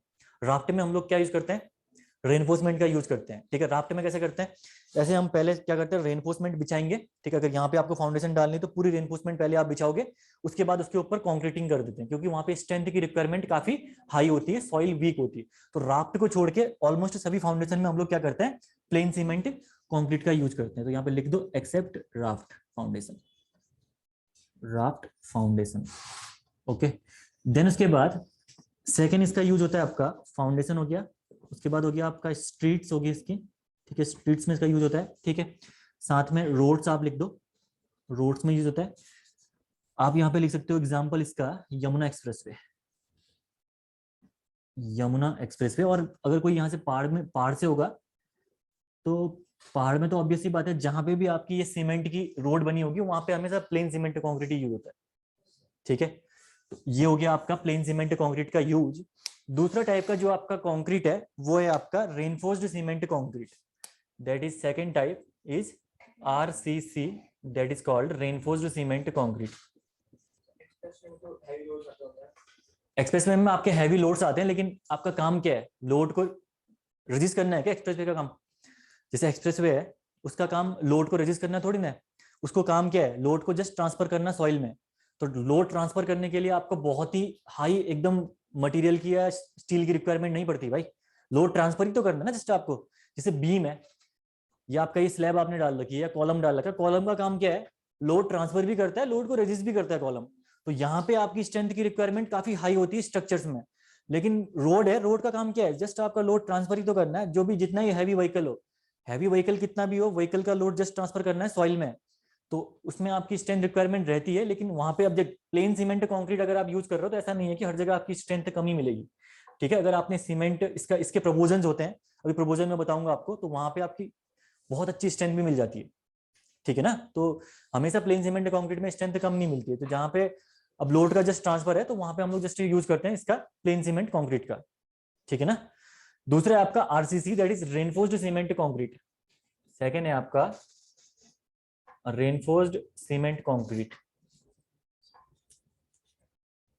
Reinforced cement concrete. अब देखिए रेनफोर्स्ड सीमेंट कंक्रीट का ऑब्वियस सी बात है, अब प्लेन सीमेंट में अगर आपको रेनफोर्समेंट को मिलाने की जरूरत पड़ी है तो क्यों पड़ी है, क्योंकि आपकी स्ट्रेंथ की रिक्वायरमेंट बढ़ी है ना। कहीं पे स्ट्रेंथ आपको बहुत हाई चाहिए, जैसे एग्जांपल देख लो ब्रिजेस का, देख लो ब्रिजेस में आपको बहुत ही हाई स्ट्रेंथ चाहिए, चाहिए नहीं चाहिए। अगर ब्रिजेस के ऊपर से आपकी इतनी गाड़ियां साथ में गुजर रही हैं और साथ में आपका लोड रजिस्ट करना है, ब्रिज में नीचे सॉइल थोड़ी ना है ना, ब्रिज आपका लोड खुद ही रजिस्ट करता है, साथ में पिलर्स के थ्रू क्या करता है, ट्रांसफर करता है। तो खुद की रजिस्टिंग कैपेसिटी भी ब्रिज की काफी हाई होनी चाहिए, इसीलिए हम लोग रेनफोर्स्ड सीमेंट कंक्रीट का यूज आपका कहां करते हैं, हम लोग ब्रिजेस में यूज करते हैं, जनरली प्रीस्ट्रेस्ड कंक्रीट यूज करते हैं और भी हाई स्ट्रेंथ वाली, ठीक है। जैसे फ्लाईओवर्स हो गए, फ्लाईओवर्स में आपका अगेन आपका यहाँ पे यूज होती है रेनफोर्स्ड सीमेंट कंक्रीट, ठीक है।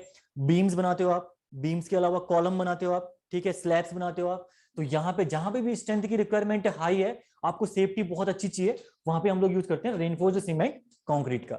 ये रेनफोर्स्ड सीमेंट कंक्रीट प्रिपेयर कैसे होती है, ये प्रिपेयर करने का तरीका सिंपल सी बात है, आपको फिर अगेन एक फॉर्मवर्क लेना है, ठीक है। ये आपने फॉर्मवर्क ले लिया, इस फॉर्मवर्क में क्या करना है, दिस इज फॉर्मवर्क, फॉर्मवर्क में पहले आपको क्या करना है, स्टील बिछानी है इसके अंदर। पहले आप ये आपने रेनफोर्समेंट की एक बार बिछाई, ठीक है, ऐसे ही आपको बार्स बिछानी है जितनी भी रिक्वायरमेंट आपकी होंगी। ये आपने बार बिछा दी ऐसे, ठीक है। देन उसके बाद आपको यहाँ पे प्लेस क्या करना है, कंक्रीट। कंक्रीट रेनफोर्समेंट तो आपने प्लेस कर दी ना, इसके बाद आप प्लेस करोगे यहाँ पे कंक्रीट। इससे जो आपका क्यूब बन के आएगा वो कहलाएगा आपका रेनफोर्स्ड सीमेंट कंक्रीट। ठीक है, तो डिफरेंस समझ में आया, मैंने बहुत ही इजी लैंग्वेज में समझा दिया। प्लेन सीमेंट कंक्रीट क्या होता है, रेनफोर्स्ड सीमेंट कंक्रीट क्या होता है, ठीक है। अगर इसके यूजेस की हम बात करें तो यूज इसका क्या होता है, स्लैब में, बीम में, कॉलम में, ठीक है, ईटीसी कर लो अभी आप जस्ट, ठीक है। यहां पे हम लोग यूज कर सकते हैं रेनफोर्स्ड सीमेंट कंक्रीट का। क्लियर है सबको?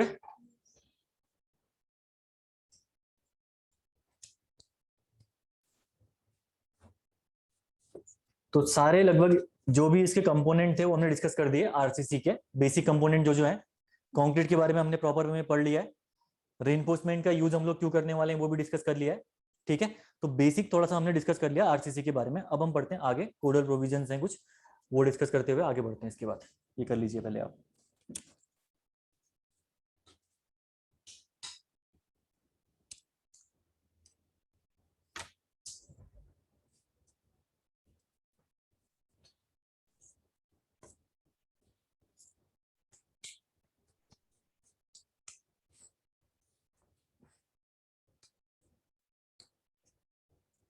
आपके पहाड़ों में देख लो ना कितने हैवी व्हीकल्स जाते हैं, वहां भी तो जाते हैं बहुत हैवी व्हीकल्स, नहीं जाते हैं हैवी व्हीकल्स एकदम, क्या बोलते हैं ना, जेसीबी उसके ऊपर से गुजर रही हैं, ठीक है, सिलेंडर्स के पूरे पेट्रोल के, तो वहां पे भी तो normal plane cement concrete use करते हैं। तो जहाँ पे रोड है, रोड का काम सिर्फ और सिर्फ हमारा इतना है कि लोड ट्रांसफर करना है भाई, वहाँ पे उसको लोड को रजिस्ट करना नहीं है। तो रजिस्ट जहाँ पे नहीं करना है तो वहाँ पे प्लेन सीमेंट कंक्रीट यूज करो सीधे। ये तो आपका एक्सपेंसिव हो जाएगी ना रेनफोर्स, अगर आप यूज करोगे, यूज कर सकते हो करने को, ऐसे नहीं बोल रहा हूँ कि यूज ही नहीं कर रहे हो, कर दिया यूज आपने, लेकिन बहुत ही एक्सपेंसिव। आप रेनफोर्समेंट डालने बैठ गए आप रोड में, कहाँ तक डालते रहोगे रेनफोर्समेंट? एक बार की लेंथ कितनी होती है, थोड़ी तो लेंथ होती है, ठीक है, कितनी लॉन्ग टर्म लेंथ चाहिए, तो बहुत एक्सपेंसिव पड़ जाएगा, इसीलिए हम लोग नॉर्मल पीसीसी का यूज करते हैं, ठीक है ना। क्लियर है, ये पूरा हो गया? यहाँ तक किसी को दिक्कत है तो बताओ। नेक्स्ट आप हेडिंग डालिए different grades of concrete. Next आप हेडिंग डालिए डिफरेंट ग्रेड्स ऑफ कंक्रीट। तो कंक्रीट के ग्रेड्स कौन कौन से होते हैं पहले ये तो डिस्कस करें हम आगे बढ़ने से पहले।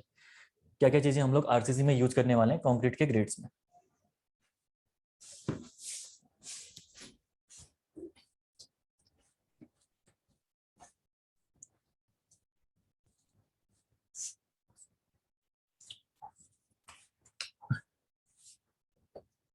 Different grades of concrete. Concrete के हमें ग्रेड्स यहाँ पे डिस्कस करनी है, ठीक है। पहला आपका सीरियल नंबर डालिए, ठीक है, उसके बाद डालिए यहाँ पे ग्रेड, सीरियल नंबर डालिए, सीरियल नंबर के बाद रुकिए एक बार, ग्रेड मत लिखना, सीरियल नंबर के बाद कंक्रीट डालना, फिर ग्रेड, फिर use of concrete. Serial number के बाद कंक्रीट, देन आपका आएगा ग्रेड, उसके बाद use of concrete, use of concrete, ठीक है। तो सीरियल नंबर में तीन टाइप की कंक्रीट आपकी, तीन टाइप की होती है, ऑर्डिनरी, स्टैंडर्ड, हाई स्ट्रेंथ। और ये एसएससी जेईई के एग्जाम में पूछा हुआ क्वेश्चन है 2-3 बार, ठीक है। तो कंक्रीट के टाइप्स पूछ लिया जस्ट आपका, एक तो पीसीसी और आरसीसी हो गया। अगर कोडल प्रोविजन के हिसाब से पूछे तो तीन टाइप में डिफाइंड है। पहला आपका हो गया ऑर्डिनरी कंक्रीट, दूसरा हो गया स्टैंडर्ड कंक्रीट, और थर्ड हो गया हाई स्ट्रेंथ। तो सीरियल नंबर 1 में आप यहाँ पे लिखिए ऑर्डिनरी कंक्रीट, सबसे पहले ऑर्डिनरी कंक्रीट, ऑर्डिनरी कंक्रीट। अगर ऑर्डिनरी के कंक्रीट ग्रेड की अगर हम बात करें तो ये ग्रेड आपका जाता है M10 से लेकर M20 तक, ठीक है। ग्रेड आपका यहां से जाएगा M10 से लेकर M20 तक। अभी M क्या है ये क्या है थोड़ी देर में डिस्कस करेंगे। M10 से M20 तक ये ग्रेड जाएगा। और जनरली जो इसका यूज होता है वो हम लोग यूज करते हैं लीन कंक्रीट में, यूज करते हैं हम लोग इसका लीन कंक्रीट में, लीन कंक्रीट, लीन कंक्रीट, ठीक है। तो पहला आपका ग्रेड हुआ ऑर्डिनरी कंक्रीट, इसका ग्रेड इंपॉर्टेंट है M10 से M20, और यूज करते हैं लीन कंक्रीटिंग। अब लीन कंक्रीटिंग क्या होती है? लीन कंक्रीटिंग ऐसी कंक्रीट होती है जिसमें आपका वाटर बाय सीमेंट रेशियो काफी हाई होता है, ठीक है।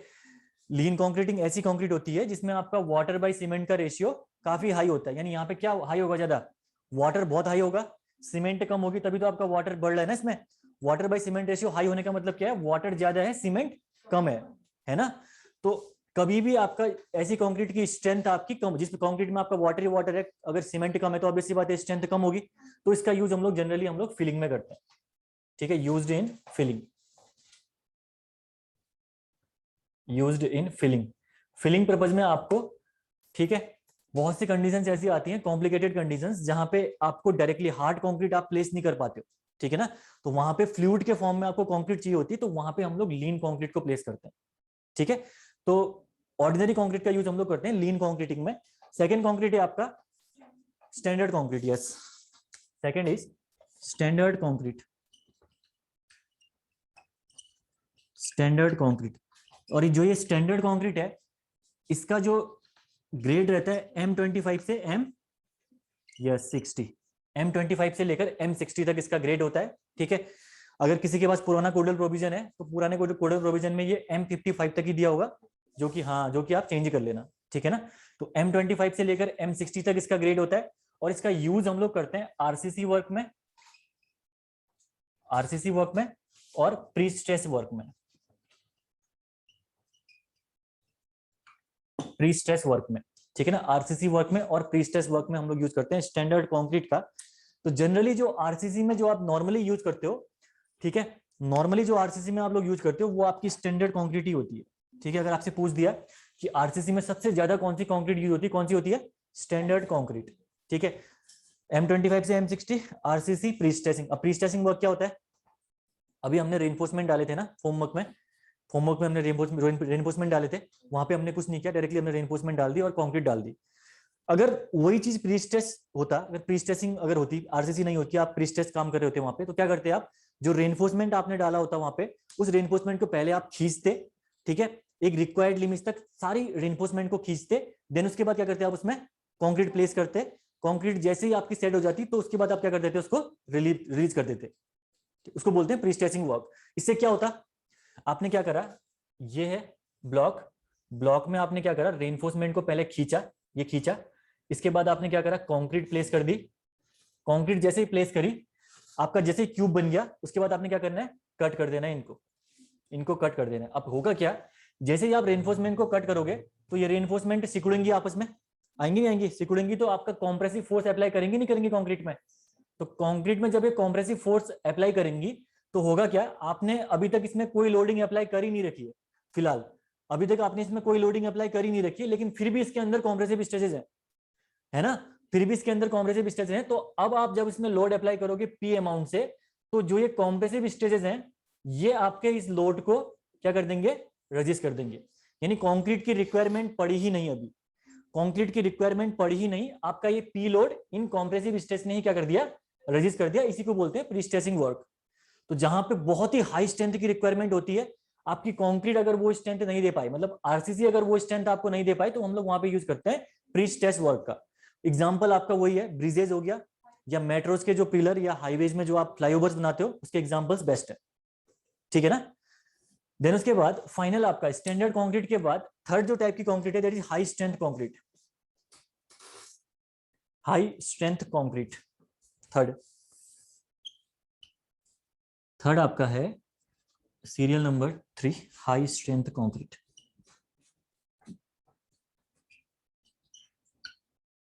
और अगर मैं बात करूं हाई स्ट्रेंथ कंक्रीट की, इसका ग्रेड जाता है आपका M65 से M100 तक, ठीक है। और इसका हम लोग यूज करते हैं pre stressing work, pre stressing work, और साथ में हम लोग इसका यूज करते हैं very high strength RCC work, very high strength RCC work में हम लोग इसका यूज करते हैं। तो ये हो गया आपके डिफरेंट ग्रेड्स ऑफ कंक्रीट। आपको सारी चीजें ध्यान रखनी है, कंक्रीट कितने टाइप की होती है, पहला ये कॉलम याद रखना है 3 टाइप की, उसके बाद इनके रिस्पेक्टिव ग्रेड्स याद रखने हैं। यूजेज अगर आप प्रॉपर वे में नहीं भी याद रखोगे तो तब भी चल जाएगा, ये दोनों चीजें आपको प्रॉपर याद रखनी है, एग्जाम पर्सपेक्टिव काफी इंपॉर्टेंट है, ठीक है, क्लियर है।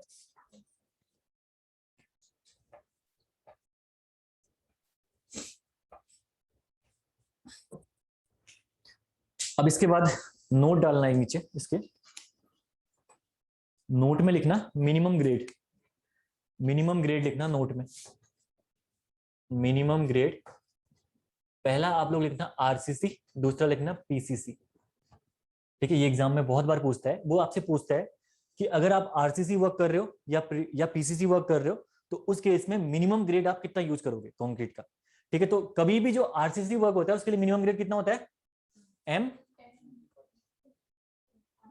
एक का भी सही नहीं अभी तक, M20, यस M20 आरसीसी के केस में होता है मिनिमम ग्रेड। मतलब आरसीसी वर्क कहीं पे भी अगर आपको करना है तो M20 तो मिनिमम ग्रेड होना ही चाहिए, उससे नीचे ग्रेड आप यूज नहीं करोगे। सेकेंड आपका पीसीसी के केस में कितना है, M15 भाई, M15 है। जनरली ये इस हिसाब से ही पूछता है आपसे। कई बार कैसे पूछता है पता है क्वेश्चन, वो आपसे डायरेक्टली ये नहीं पूछेगा कि पीसीसी के लिए आप मिनिमम ग्रेड कितना यूज करते हो, वो आपसे पूछेगा फाउंडेशन जो कंक्रीट, सॉरी जो फाउंडेशन आप बनाते हो, फाउंडेशन में मिनिमम ग्रेड ऑफ कंक्रीट कितना यूज करोगे पूछ देगा। तो ध्यान होना चाहिए फाउंडेशन में कौन सी कंक्रीट पड़ती है, पीसीसी। तो जब फाउंडेशन में आपकी पीसीसी पड़ती है ऑलमोस्ट, तो कंक्रीट का मिनिमम ग्रेड कितना होगा, M15। तो एसएससी जेईई में क्वेश्चन पूछा गया है। ठीक है, दोनों वे में पूछा गया है कि पीसीसी के लिए कितना, दूसरा आपका फाउंडेशन के लिए कितना। ओके क्लियर है, तो लिखो इसको मिनिमम ग्रेड आरसीसी के लिए M20, पीसीसी के लिए M15। अभी बताऊंगा मैं आपको, वो भी डिस्कस करेंगे, बताऊंगा आपको। ठीक है, अभी इसके बाद आएगा ना, इसके बाद मैं डिस्कस करूंगा M5 M6.6 वो उसके लिए, हाँ 7.5 M10 M15 M20 25 ये पूरा ग्रेड जाता है ना, तो वहां तक भी डिस्कस करेंगे अभी। ठीक है ना, देन उसके बाद ये तो हो गया मिनिमम ग्रेड। अगला आप करिए प्री टेंशन कंक्रीट और पोस्ट टेंशन कंक्रीट, सॉरी हाँ ये लिखिए आप मिनिमम ग्रेड। देखिए प्री टेंशनिंग और पोस्ट टेंशनिंग हमारे सिलेबस में तो नहीं है, कभी कभी एग्जाम में पूछता है वो। ठीक है, प्री टेंशनिंग और पोस्ट टेंशनिंग के लिए मिनिमम ग्रेड आप कितना यूज करोगे प्री स्ट्रेस वर्क में, ये एग्जाम में पूछता है आपसे, तो इसका भी ग्रेड लिख लो यहाँ पे। ठीक है, तो यहाँ पे लिखो प्री टेंशन वर्क,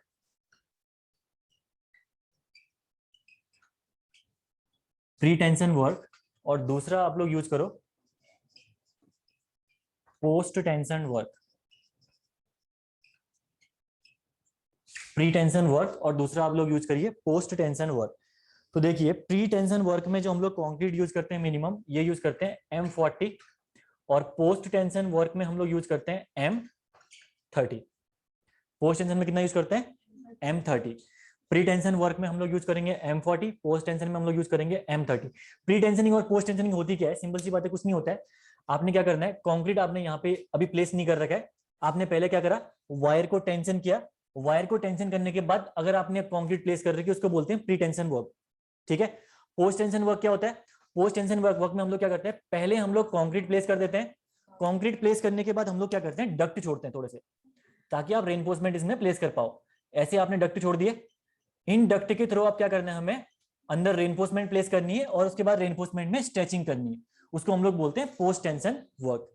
ठीक है, तो अगर कहीं पे भी पोस्ट टेंशन वर्क होगा तो वहां पे आपका M30, प्री टेंशन वर्क के लिए M40। ठीक है, तो ये सारे के सारे आपको ध्यान रखने हैं। ये तो हो गया आपका डिफरेंट ग्रेड्स ऑफ कंक्रीट।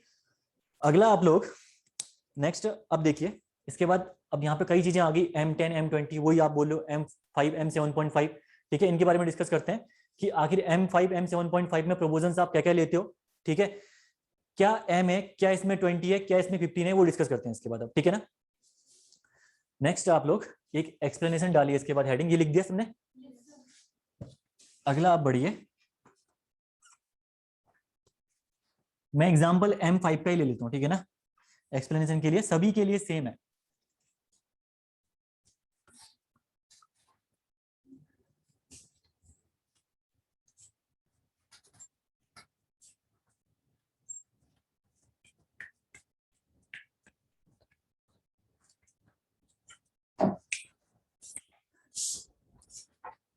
सबसे पहला आपका है एक्सप्लेनेशन डालिए इसमें। ठीक है, यहाँ पे आप लिखिए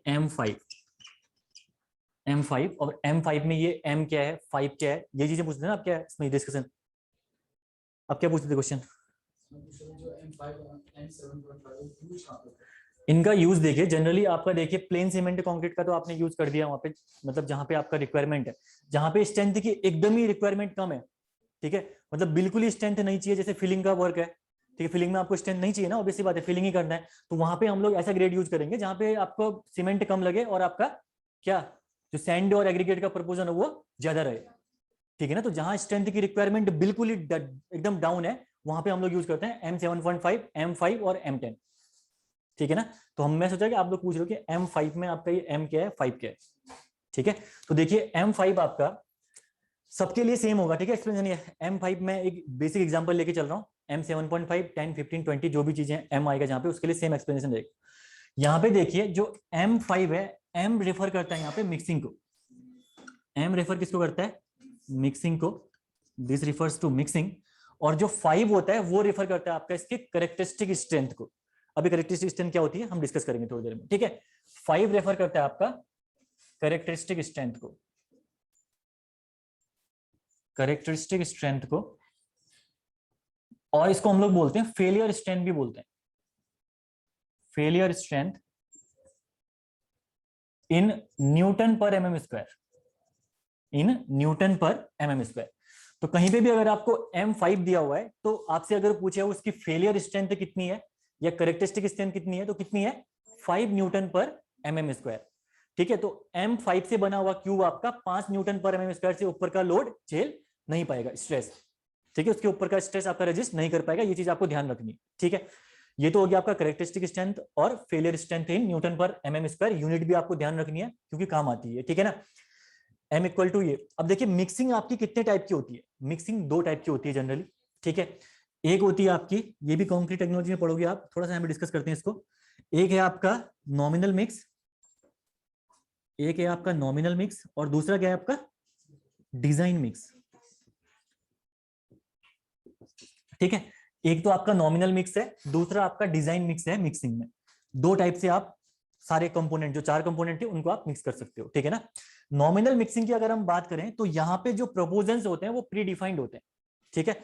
प्रोपोजन्स क्या होंगे यहाँ पे, प्री डिफाइंड, अभी बताता हूँ क्या ये प्रोपोजन्स, प्री डिफाइंड, आप लिख लो प्री डिफाइंड प्रोपोजन्स।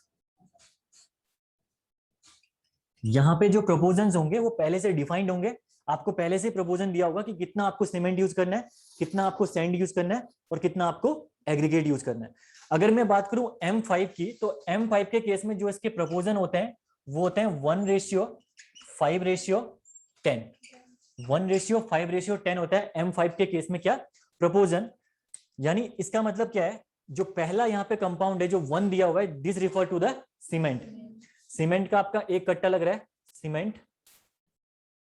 सेकेंड है आपका दिस इज सैंड, सैंड के आपके 5 बैग्स लग रहे हैं, और 10 आपका क्या जा रहा है कोर्स एग्रीगेट, जिसको हम लोग बोलते हैं क्या बोलते हैं, cement sand and aggregate, aggregate या कोर्स एग्रीगेट भी आप बोल सकते हो, ठीक है। तो यहाँ पे देखो आप 10 कट्टे एग्रीगेट में 5 आपके बैग सीमेंट के, उसके बाद 1 ही कट्टा सीमेंट का पड़ रहा, तो ऑब्वियसली बात है इसका यूज ऐसी जगह तो नहीं करोगे ना जहाँ पे स्ट्रेंथ की रिक्वायरमेंट बहुत अच्छी है, तो इसका हम लोग यूज करते हैं जनरली फीलिंग हीलिंग पर्पज में, ठीक है ना। फीलिंग या जहां पे आपका घर में कहीं पे कुछ बना देना है, कुछ करना है, तो नॉर्मली हम लोग यूज कर देते हैं M5, M7.5 और M10। जनरली जहां पे स्ट्रेंथ की रिक्वायरमेंट थोड़ी सी होनी स्टार्ट होती है वहां से हम लोग यूज करते हैं प्लेन सीमेंट कॉन्क्रीट, ठीक है, M15 से स्टार्ट करते हैं। तो ये हो गया आपका प्रोपोजन्स। तो नॉमिनल मिक्स क्या हो गया आपके, ऐसी मिक्सिंग हो गई जिसमें आपके प्रोपोजन्स आपको प्री डिफाइंड होंगे, यानी पहले से ही आपको प्रोपोजन्स गिवन होंगे, ठीक है, और उसके बेस पे आपको डिजाइनिंग करनी है, ठीक है, in case of the nominal mix. यहाँ पे जनरली जो ग्रेड होते हैं आपके M20 और लोअर, M20 और लोअर आपका ग्रेड इसके अंदर आता है, ठीक है ना। तो कंक्रीट का ग्रेड अगर M20 है या उससे कम है तो वो किसके अंदर आएगा, आपका नॉमिनल मिक्सिंग के अंदर। एक काम करते हैं हम लोग सारे ग्रेड्स हम लोग यहाँ पे लिख लेते हैं, ठीक है, जिससे कि आपको इजीनेस हो ये चीजें करने में, ठीक है। एग्जाम में पूछता भी है क्वेश्चन इससे, तो आप क्या करिए, एक साइड करिए M20, सॉरी कहां से स्टार्ट है, M5 से ना, M5, M7.5, M10, M15, M20, M25 यहां तक जनरली हमारे पास प्रोपोजन आपके क्या होते हैं, प्री डिफाइंड होते हैं। लेकिन जो ये M25 है ये आपका हाई स्ट्रेंथ कंक्रीट के अंदर आता है, ये आपका नॉमिनल मिक्सिंग के अंदर हम लोग कंसीडर नहीं करते, ठीक है, पहले आपको ध्यान रखना। आपके प्री डिफाइंड तो M25 तक होते हैं, लेकिन M25 आपका नॉमिनल मिक्सिंग के अंदर नहीं आता है क्योंकि इसकी स्ट्रेंथ बहुत हाई होती है। अभी दिखाता हूं मैं कितना इसका जाता है इसका, ठीक है। सबसे पहले देखिए M5, तो M5 में जो प्रोपोजन है मैंने लिख दिया यहाँ पे 1:5:10। इन केस ऑफ M7.5 कितना होता है 1:5 4:8, ठीक है, 1:4:8। देन उसके बाद आपका M10 के केस में जाता है आपका 1:3:6। यस। नेक्स्ट है आपका M15 1:4। यस, पूरा क्लियर है आपको ये तो। 1:1.5:3। लास्ट कितना M25 1:1:2। तो देखिए एक कट्टा आप सीमेंट का यूज कर रहे हो, एक बैग, दूसरा आप लोग एक बैग यूज कर रहे हो इसमें सैंड का, 2 बैग एग्रीगेट का, तो बहुत ही हाई स्ट्रेंथ देता है, ठीक है, तो बहुत ही हाई स्ट्रेंथ देता है। इस वजह से M25 आपका नॉमिनल मिक्सिंग के अंदर नहीं आता है, ठीक है, नॉमिनल मिक्सिंग के अंदर आपका M25 नहीं आता है। M20 तक इतना आपका नॉमिनल मिक्सिंग के अंदर आता है। M25 से ये हाई स्ट्रेंथ कंक्रीट हो गया, ठीक है, ये आपका चले जाएगा डिजाइन मिक्सिंग के अंदर, ठीक है, क्लियर है। देन उसके बाद एक बार देख लो यहाँ पे, अगला है आपका डिजाइन मिक्स। डिजाइन मिक्सिंग क्या होती है? डिजाइन मिक्सिंग में जो प्रपोजल्स होते हैं उन प्रपोजल्स को हम लोग मॉडिफाई कर सकते हैं अपनी रिक्वायरमेंट के हिसाब से। जो आपकी रिक्वायरमेंट है उसके हिसाब से आप प्रपोजल क्या करो, मॉडिफाई करो, यूज करो। अब वहां पे आपको एकदम बाउंडेशन नहीं है कि 1, 5, 10 ही यूज करना है। अगर आपको ये 2 चाहिए, 5 चाहिए, 10 चाहिए, आप यूज कर सकते हो, ठीक है। तो यहाँ पे जो प्रपोजल्स होते हैं उनको हम लोग मॉडिफाई कर सकते हैं अपनी रिक्वायरमेंट के हिसाब से, ठीक है। Proposals modified according to requirement,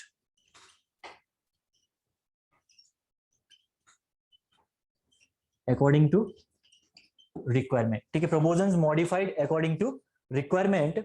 और इस केस में जनरली जो हम लोग क्या यूज करते हैं, जनरली जो ग्रेड यूज करते हैं वो ग्रेड अभी M20 और लोअर अगर यहाँ पे है तो ऑब्वियस सी बात है M25 और above, greater than equal to M25 का जो भी आपका ग्रेड आएगा वो किसके अंदर आएगा, आपका डिजाइन मिक्सिंग के अंदर, ठीक है, क्लियर है।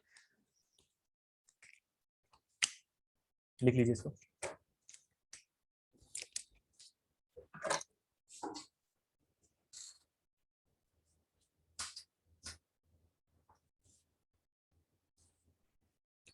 किसी को दिक्कत किसी टॉपिक में?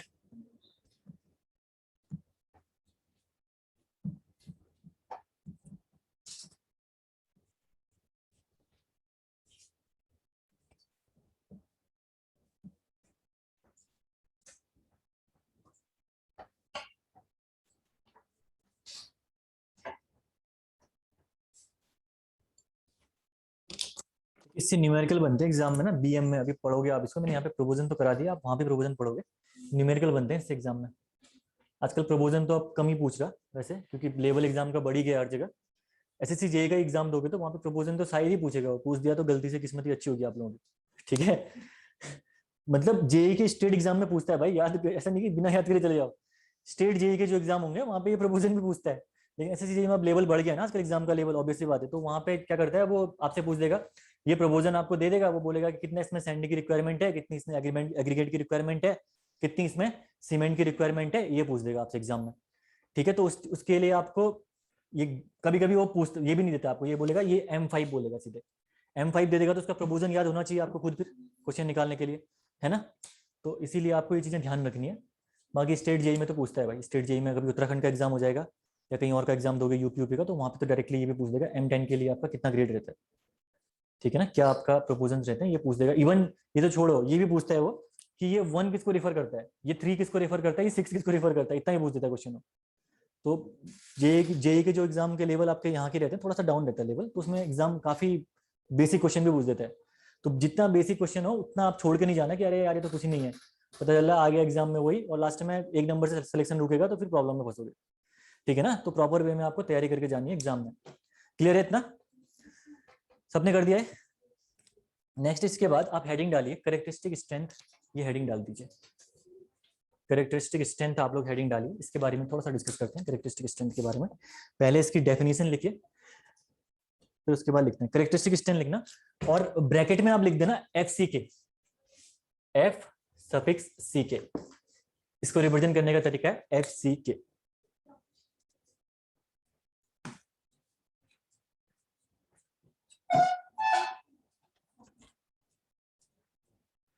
ठीक है, हेडिंग डाला, लिखिए इसके बारे में 2 डेफिनेशन लिखाता हूं पहले, फिर समझाता हूं इनको मैं।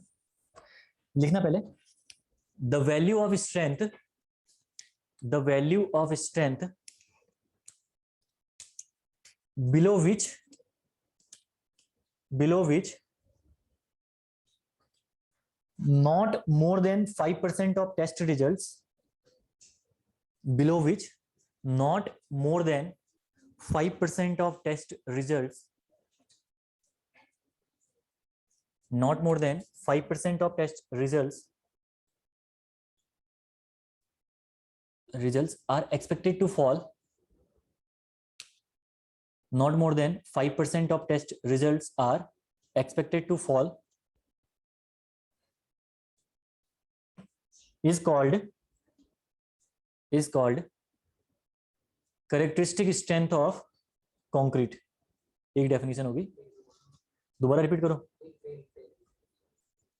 5% of test result are expected to fall FALL, fail नहीं, fall करा मैंने इससे नीचे, मतलब ठीक है, fall is called characteristic strength of concrete.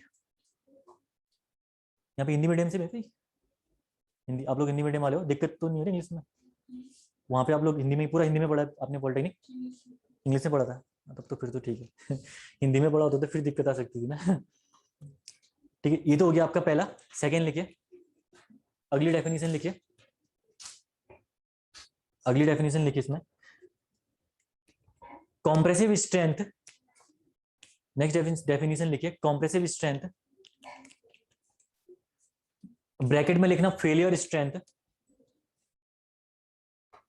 Compressive strength, failure strength, bracket close. In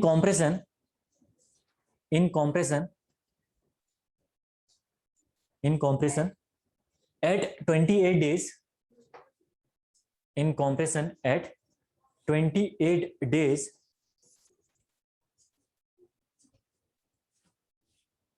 compression at 28 days, comma करके लिखना, after casting 28 days, after casting by testing cubes of, after casting testing cubes of 150 mm size, after casting testing cubes of 150 mm size. तो ये 150 mm जो size मैंने लिखा रखा है, इसके नीचे अंडरलाइन कर लो. वो क्यूब कैरेक्टरिस्टिक स्ट्रेंथ जो आप टेस्ट करते हो, वहां पे क्यूब की साइज क्या है एग्जाम में पूछता है. ठीक है, तो 15 सेंटीमीटर या 150 mm ये रहती है साइज. तो यहाँ पे इसने बोला कि आपसे, जनरली इसने कुछ नहीं बोला, इसने बोला कि एक 150 mm के आपको 100 क्यूब्स लेने, एग्जाम्पल से समझा रहा हूं मैं आपको. 150 mm के आपको 100 क्यूब्स लेने, उन 100 क्यूब्स में अगर स्ट्रेंथ आपकी 20 न्यूटन पर mm स्क्वायर, इतनी स्ट्रेंथ आपकी मिनिमम आनी चाहिए किसमें, उन 100 क्यूब्स में. ठीक है, आपने क्या करा, 100 क्यूब्स लिए, 100 क्यूब्स को जब आपने टेस्ट किया तो उनकी स्ट्रेंथ आपकी कितनी आनी चाहिए, 20 न्यूटन पर mm स्क्वायर आनी चाहिए. ये एग्जांपल ले रखा है मैंने. ठीक है, लेकिन बोल क्या रहा है कि 5% रिजल्ट 100 में से ऐसे रहे जिनकी स्ट्रेंथ आपकी 20 से कम आई. ठीक है, 5% की क्या आई, 20 से कम स्ट्रेंथ आई, और 95% केस में क्या हुआ, स्ट्रेंथ 20 से ज्यादा गई, और यही आपकी कहलाती है characteristic strength. This is called the characteristic strength. ठीक है, इसका एक्सप्लेनेशन में और अच्छे वे में समझाता हूं आपको. यहाँ पे देखिए हमने क्या करे. ठीक है, we have tested the 100 cubes. ठीक है, और इन 100 क्यूब्स के कुछ रिजल्ट्स हैं जो कि मतलब अप्रोक्सीमेट रिजल्ट्स हैं. ठीक है, इन रिजल्ट्स को मैं लेता हूं. If 100 cubes are tested of concrete, ठीक है, if 100 cubes of concrete are tested, if 100 cubes of concrete are tested and results are arranged in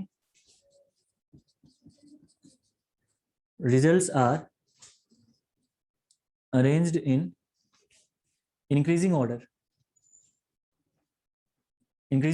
तो ये रिजल्ट से देखिए कुछ भी हो सकता है. मैं कुछ कर देता हूं. यहाँ पे पहला आ गया आपका 27, उसके बाद आया आपका 28 न्यूटन पर mm स्क्वायर में. ठीक है ना, इन ऑर्डर, और स्ट्रेंथ आपकी जो भी है. ठीक है, यूनिट अभी मैं नहीं लिख रहा हूँ, समझ जाना, यूनिट कुछ भी हो सकती है. ठीक है, न्यूटन पर mm स्क्वायर में आ गई यूनिट, कोई दिक्कत नहीं है, समझाने के लिए लिख रहा हूँ. 27, 28, 29, 29.1, 29.2, उसके बाद आई आपकी 30, देन उसके बाद आई आपकी 31, 32 और आगे सो ऑन. ठीक है ना, ETC आपकी 100 रिजल्ट्स की स्ट्रेंथ है ये. ठीक है, जितने भी रिजल्ट आपके आगे हैं इससे. अब देखिए यहाँ पे एक चीज देखिए, यहाँ पे करेक्टरिस्टिक स्ट्रेंथ में अगर आपसे पूछूं तो कितनी होगी यहाँ पे इसकी, जरा बताना मेरे को करेक्टरिस्टिक स्ट्रेंथ इसकी कितनी करेक्टरिस्टिक स्ट्रेंथ होगी इसकी, कितनी, कोई सोचो जरा कितनी, एक वैल्यू तो बताओ इसमें से, गैस ही कर लो, तुक्का मारो चलो। 30, 32, 29.2, 20 तो है ही नहीं भाई 20 तो है ही नहीं, कौन है 20 वाला 30 वाले ने क्यों बोला 30? एग्जाम में तुम्हारा सही है, मतलब पूरा ना पूरा पेपर ही तुक्का मार देना यार, सही है किसमें सही है यहाँ देखो ये 30 आपकी इसकी करेक्टरिस्टिक स्ट्रेंथ होगी, क्यों?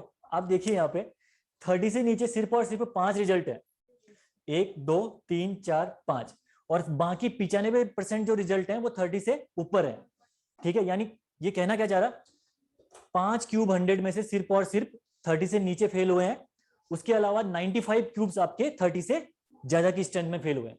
तो करेक्टरिस्टिक स्ट्रेंथ यहाँ पे क्या होगी इसकी, 30 न्यूटन पर mm स्क्वायर, ठीक है। तो यहाँ पे लिख सकते हो आप द अबव रिजल्ट, यहाँ पे मैं लिख रहा हूँ यहाँ पे ऊपर, ठीक है ना। इसके बाद in above results, in above results 30 newton पर mm square is the value,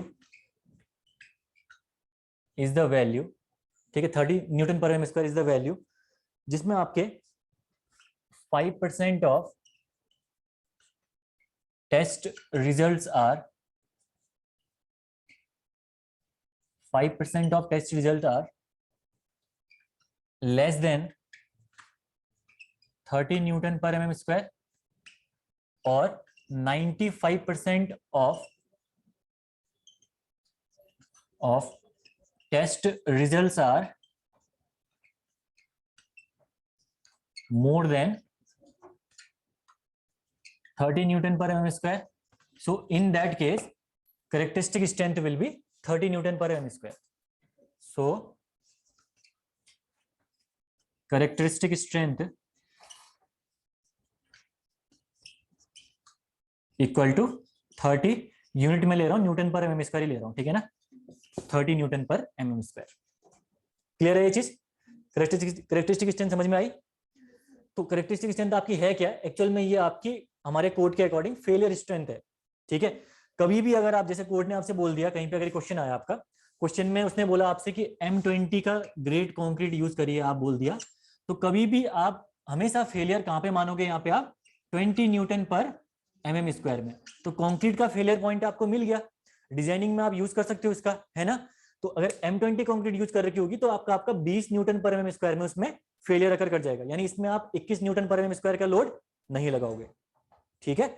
ये होता है करेक्टरिस्टिक स्ट्रेंथ का एप्लीकेशन, ठीक है। आरसीसी में आप इसका यूज करोगे, जैसे M30 कंक्रीट हो गई तो M30 कंक्रीट में 30 न्यूटन पर mm स्क्वायर से ऊपर लोड नहीं लगा सकते हो, ठीक है। तो 30 न्यूटन पर mm square is the characteristic strength और failure strength of concrete. Clear है? और डेफिनेशन ध्यान रखना, जो डेफिनेशन दोनों लिखा रखी है ये कोडल डेफिनेशंस हैं, डायरेक्टली एग्जाम में पूछते हैं दोनों के दोनों, वो आपको सीधे बोल देगा डेफिनेशन के थ्रू कि ये क्या होती है, तो आपको पता होना चाहिए this is the characteristic strength, ठीक है। इसीलिए मैंने वो कोडल प्रोविजन IS 800 2007 के अकॉर्डिंग एक भी चीजें ऊपर नीचे नहीं कराई, सेम लिखा दी पूरी की पूरी डेफिनेशन। क्लियर है? तो इसको लिख लीजिए, एक्सप्लेनेशन को लिख दीजिए इसके। इसमें जनरली 100 क्यूब्स हमारा कोड रेकमेंड करता है कि यूज करो। जनरली जो हम टेस्ट करते हैं, खुद जब टेस्ट करते हैं तो वहां पे तो हम लोग 6 से 8 क्यूब यूज करते हैं, लेकिन कोड यूज करेगा तो वहां पे आप प्रॉपर देखो क्या होता है, बहुत बड़ी बिल्डिंग्स जहाँ पे बनती हैं, ठीक है, बड़े बड़े फ्रेम्ड स्ट्रक्चर बनते हैं, तो वहां पे हम लोग डेटा के साथ कभी भी कॉम्प्रोमाइज नहीं कर सकते हैं, ठीक है ना। आपको डेटा एकदम एक्यूरेट चाहिए, तो अकॉर्डिंग टू IS कोड वो कहता है कि जब 100 आप डेटा लोगे, क्योंकि इसमें क्या बनता है ना, अभी एक ग्राफ भी बनाना पड़ता है आपको, एक ग्राफ की रिक्वायरमेंट पड़ेगी, बाद में टेस्ट में पढ़ेंगे हम लोग। हम जब आपने जब जैसे करा होगा टेस्ट, इसमें 100 क्यूब कहाँ बनाए होंगे आपने, करा टेस्ट इसमें कॉम्प्रेसिव स्ट्रेंथ का कॉलेज में किया होगा ना आपने अपने टाइम पे, तो 6 से 8 क्यूब बनाते हैं उसमें हम लोग कर लेते हैं टेस्ट। लेकिन अगर वो चीज फील्ड में अगर आपको इंप्लीमेंट करनी है तो 100 के 100 क्यूब बनाने पड़ेंगे, वहां पे आपको पूरा का पूरा ग्राफ बनता है, ये ग्राफ बनेगा। अब 6-8 क्यूब से आप ग्राफ थोड़ी ना बना पाओगे, उस ग्राफ से हमें कुछ वैल्यूज की रिक्वायरमेंट होती है, वो 100 क्यूब्स के थ्रू ही बनती है, ठीक है ना। तो जितनी मैक्सिमम क्यूब्स हैं आप बना सकते हो, लेकिन कोड रेकमेंड करता है 100 क्यूब्स लीजिए, ठीक है।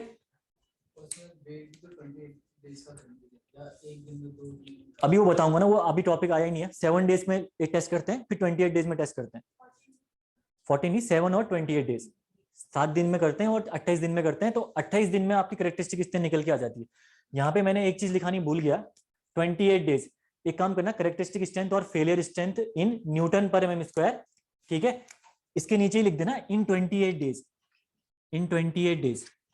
वो चीज अभी आएगी भाई, टॉपिक अभी आया नहीं ना, वो प्रॉपर वे में डिस्कस करेंगे, आप सारी चीजें क्लियर हो जाएंगी। 100 क्यूब्स का भी क्लियर हो जाएगा, क्या आपको स्ट्रेंथ लेके चलनी है वो भी क्लियर हो जाएगी, ठीक है। इसको लिखना एक बार इसके नीचे, इन 28 डेज कर लेना, क्योंकि इंपॉर्टेंट है, एग्जाम में पूछता है वो कितने कितने डेज में आपको कैलकुलेट करनी होती है।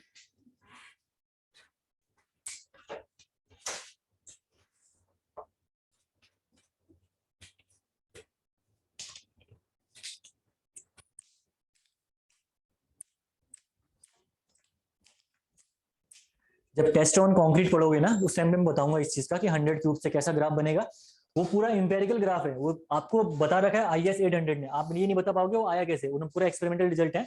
लेकिन उसके बारे में डिस्कशन हमें करना है IS 800 2007 में।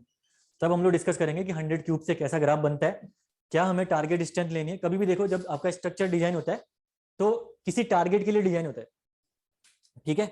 LSM की अगर मैं बात करूं, WSM में तो टारगेट नहीं लेते हैं। जैसे LSM में स्ट्रक्चर डिजाइन होगा तो हमें पहले से पता होगा कि हमें स्ट्रक्चर को इतनी स्ट्रेंथ देनी है। जैसे 100 न्यूटन पर एमएम स्क्वायर के लिए स्ट्रक्चर डिजाइन हो रहा है, तो आपको डिजाइन होने से पहले पता होगा कि स्ट्रक्चर हमें इस टारगेट के लिए डिजाइन करना है भाई। तो उस हिसाब से आप फिर मटेरियल का यूज करोगे, और वो टारगेट आपका निकलता है इन 100 क्यूब से ही।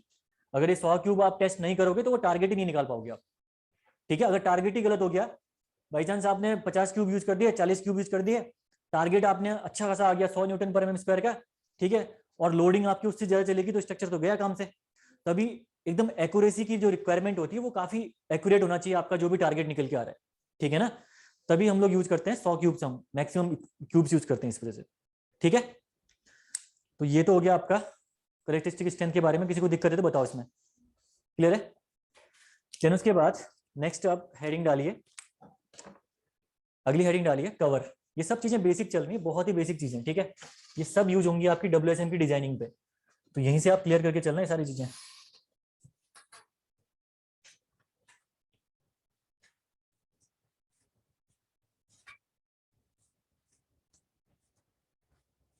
नेक्स्ट हेडिंग डालिए कवर, ओके। कवर क्या होता है, कवर हम लोग डिस्कस करते हैं नेक्स्ट। कवर की रिक्वायरमेंट क्या होती है, कवर की क्या रिक्वायरमेंट होती है वैसे। कवर की रिक्वायरमेंट होती है रेनफोर्समेंट को सेव करने के लिए, सिंपल सी बात है, ठीक है। अगर आपने ये कॉलम है, इस कॉलम के बाहर पे कोई कवर डाल रखा है, तो कवर का रिक्वायरमेंट सिर्फ और सिर्फ ये होता है कि जो रेनफोर्समेंट है वो एटमॉस्फेयर में एक्सपोज ना हो डायरेक्टली, ठीक है।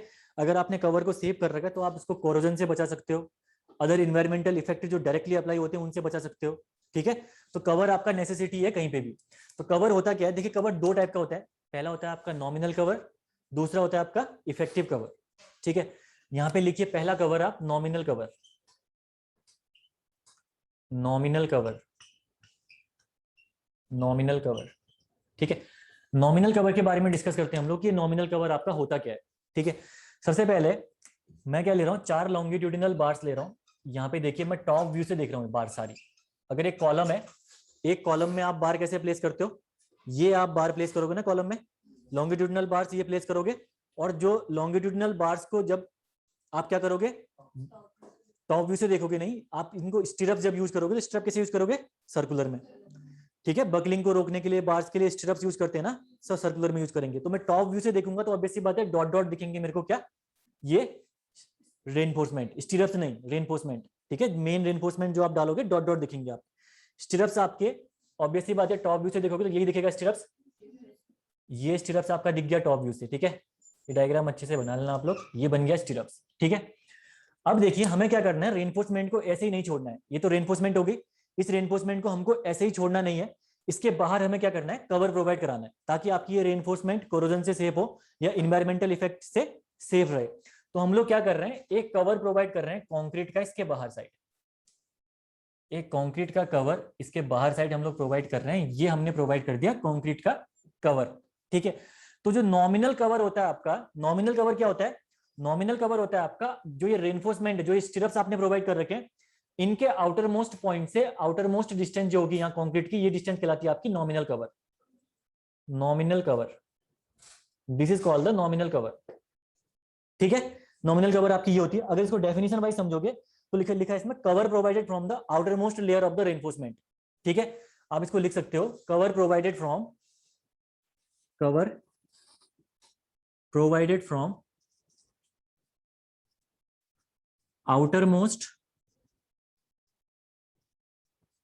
outermost layer of reinforcement।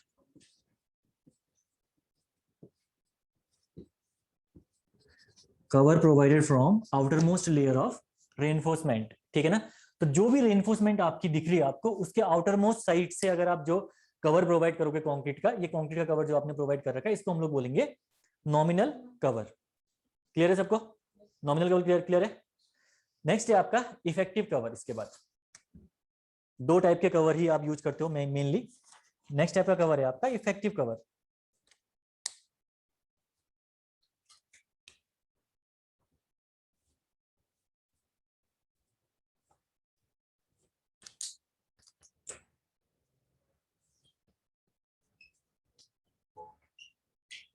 Effective cover, इनकी डेफिनेशन ध्यान रखना आप लोग। ठीक है, इफेक्टिव कवर।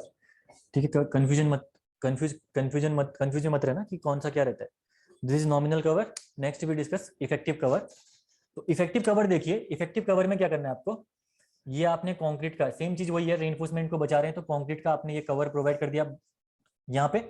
ठीक है, इसके अंदर आपने क्या कर रखी है, रेनफोर्समेंट प्लेस कर रखी है। ठीक है, ये हो गए स्टिरप्स, ये स्टिरप्स आपने प्लेस कर दिए स्टिरप्स, और इसमें आपने अंदर रेनफोर्समेंट प्लेस कर दी बहुत सारी। ठीक है, ये आपने रेनफोर्समेंट प्लेस कर दी इसके अंदर जितनी भी हो रिक्वायरमेंट। ठीक है, ये रेनफोर्समेंट प्लेस कर दी, और इस रेनफोर्समेंट के बाहर साइड आपने ये कवर प्रोवाइड कर रखा है। नॉमिनल कवर की मैं बात करूं, यहाँ पर नॉमिनल कवर क्या होगा, ये डिस्टेंस ना, जो बाहर साइड से, जो रेनफोर्समेंट के आउटर से लेकर आउटर ऑफ द कंक्रीट के बीच में डिस्टेंस आपकी कहलाएगी नॉमिनल कवर।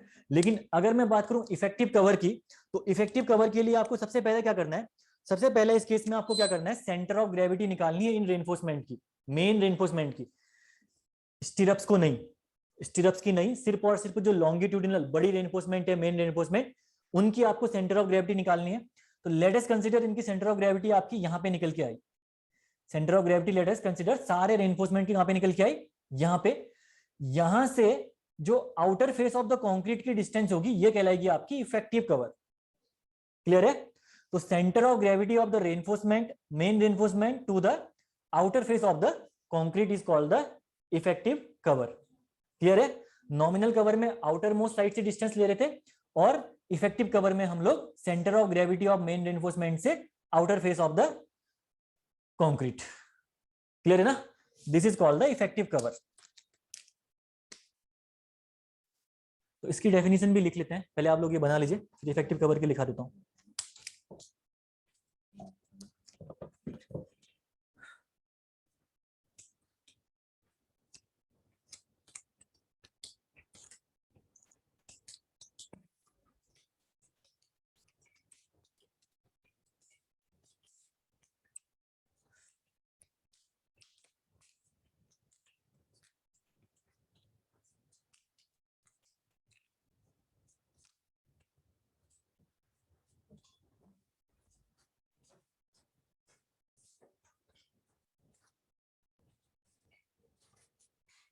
लिखिए, इसमें इफेक्टिव कवर अगर बन गया है, बन गया, इसमें लिखना distance from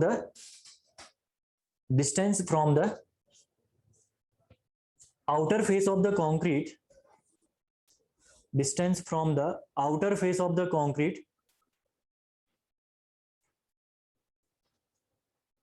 to the center of gravity of main reinforcement,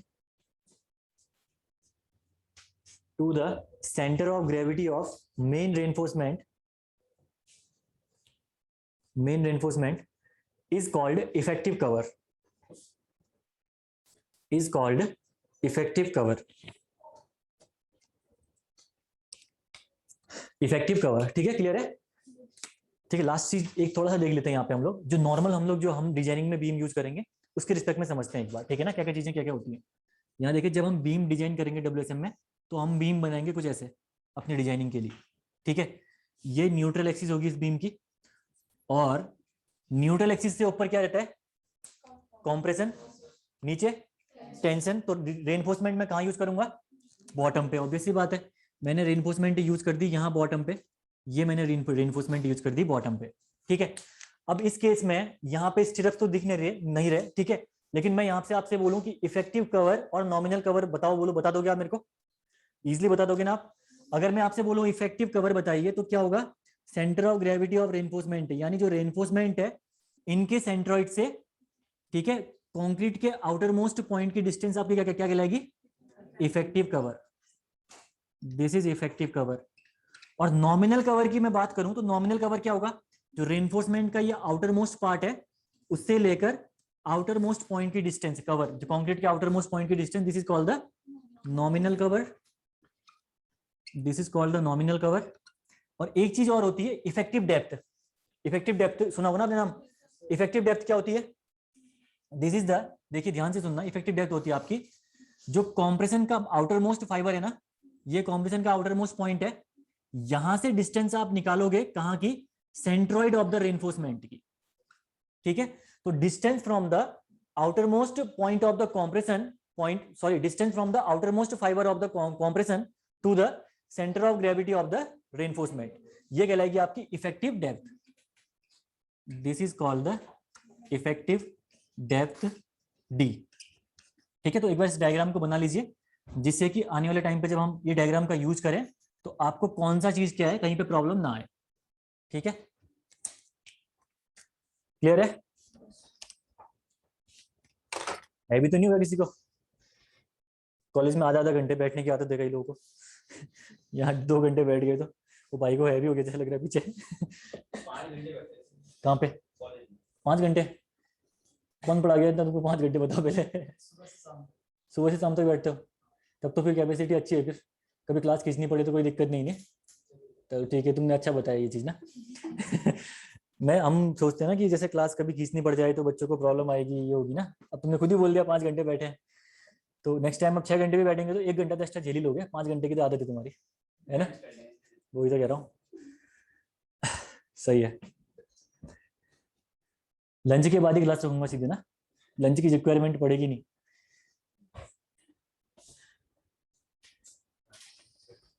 कहाँ से, कौन से इससे पढ़े आप लोग, कहाँ से आप पीछे, यूआईटी से पॉलिटेक्निक हो गया कंप्लीट, क्या कर रहे हो, अच्छा इसी साल कंप्लीट हुआ है, सही है।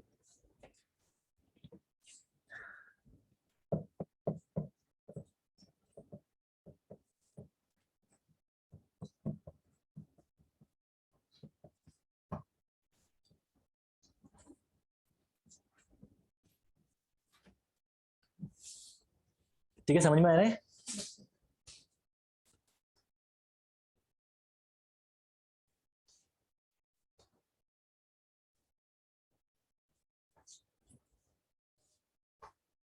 एक काम करो ना, इफेक्टिव डेप्थ इसके नीचे हेडिंग डाल लो, उसको लिख देते हैं डेफिनेशन ना, ताकि दिक्कत ना आए कभी। इफेक्टिव डेप्थ हेडिंग डालिए, इसकी डेफिनेशन ही लिख देते हैं तो हो गया फिर उसके बाद, ठीक है। तो इसमें लिखिए distance from outermost fiber of distance from outermost fiber of compression to outermost fiber of compression to outermost fiber of compression to center of gravity of main reinforcement, center of gravity of main reinforcement is called effective depth, is called effective depth, ठीक है। तो आज हम लोग class यहीं पे bind up करते हैं, फिर कल फिर 1 बजे टाइम से, थोड़ा 1 बजे तक के अराउंड में आ जाओ आप लोग ना, जैसे कि 2 घंटे का इफेक्टिव टाइम मिले, अदरवाइज सब्जेक्ट काफी बड़ा है, फिर अगर 1.5 घंटे ऐसे मिलेंगे तो फिर हम लोग पूरा टाइम से नहीं कर पाएंगे सब्जेक्ट। 2 महीने तक पता चल रहा है आरसीसी चल रही है तुम्हारी, ठीक है, तो थोड़ा टाइम से आ जाना 1 बजे, ठीक है, तो जिससे कि 2 घंटे प्रॉपर तरीके से पढ़ेंगे। वहीं किसी को अगर कोई डाउट है, क्वेश्चन है तो पूछ सकते हो। चलो ठीक है फिर, थैंक यू।